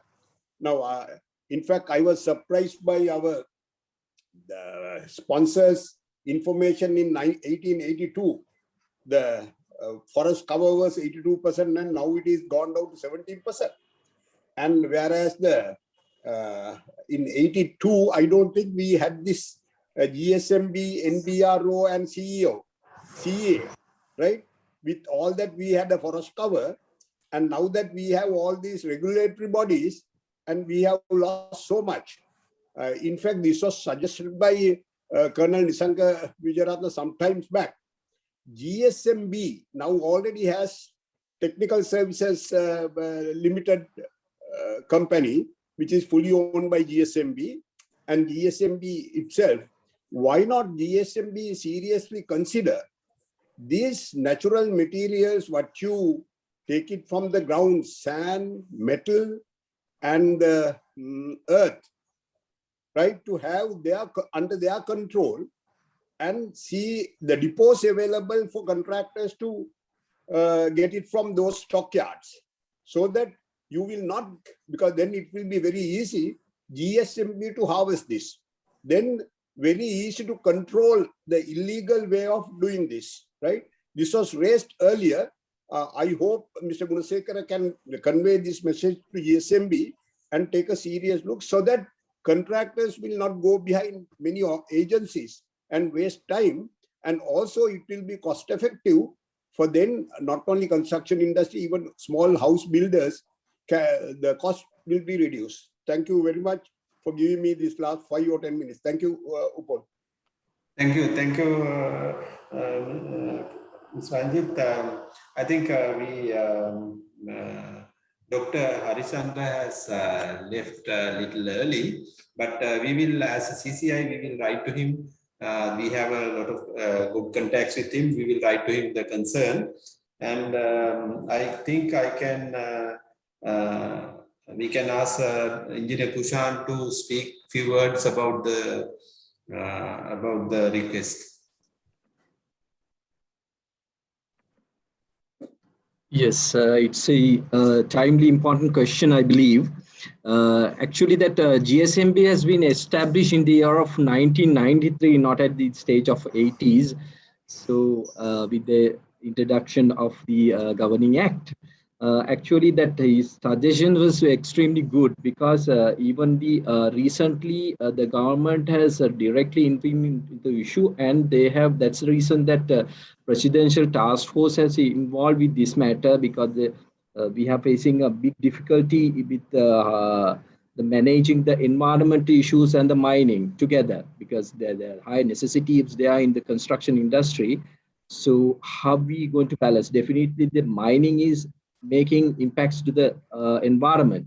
So his particular case, actually the DSM, we have the DSMB Technical Services, that is a subsidiary company of GSMB, because some of the things we can't do under our act. So because of that thing, that's a particular reason that has been established. So that idea has been already implemented, because that is clearly stated in the presidential task force mandate also. So that will be a good suggestion, that giving because that has the real control. If you issue the license for DSMB technical services, that has a real control than the issuing for many individuals. So the other thing that we have to definitely go for mineral zoning, so that we can, like in industrial zones, so we have to mark it up. That is very important once to assess this thing as a whole, so we can safeguard the environment and we can sustainably utilize the resources for a longer time. So, yes, that is the reality. Right. Thank you. Thank you. Thank you. Thank you. Thank you. I think I can hand over now the webinar control to Captain Lal Tennakoon, Senior Assistant Secretary of CCISL, to conclude and give the vote of thanks. Thank you. Thank you, Mr. Pulshanta. As of the chamber, the CCI, I hope this webinar met with your expectations. Although, and we ate into your precious time, but I think the webinar was very valuable to all of you all. We'll be sending you all the proceedings to you all. And it is my mind to thank the presenters for your valuable contributions. And of course, the sponsor who has been very loyal to us right through on these webinars, and the participants at the webinar. We hope that you all will continue to stay with us, get into our website, and be informed of all the webinars that we'll be holding, say about once in 45 days. Thank you very much for this webinar and for your participation. Thank you. Good evening to you all. Thanks.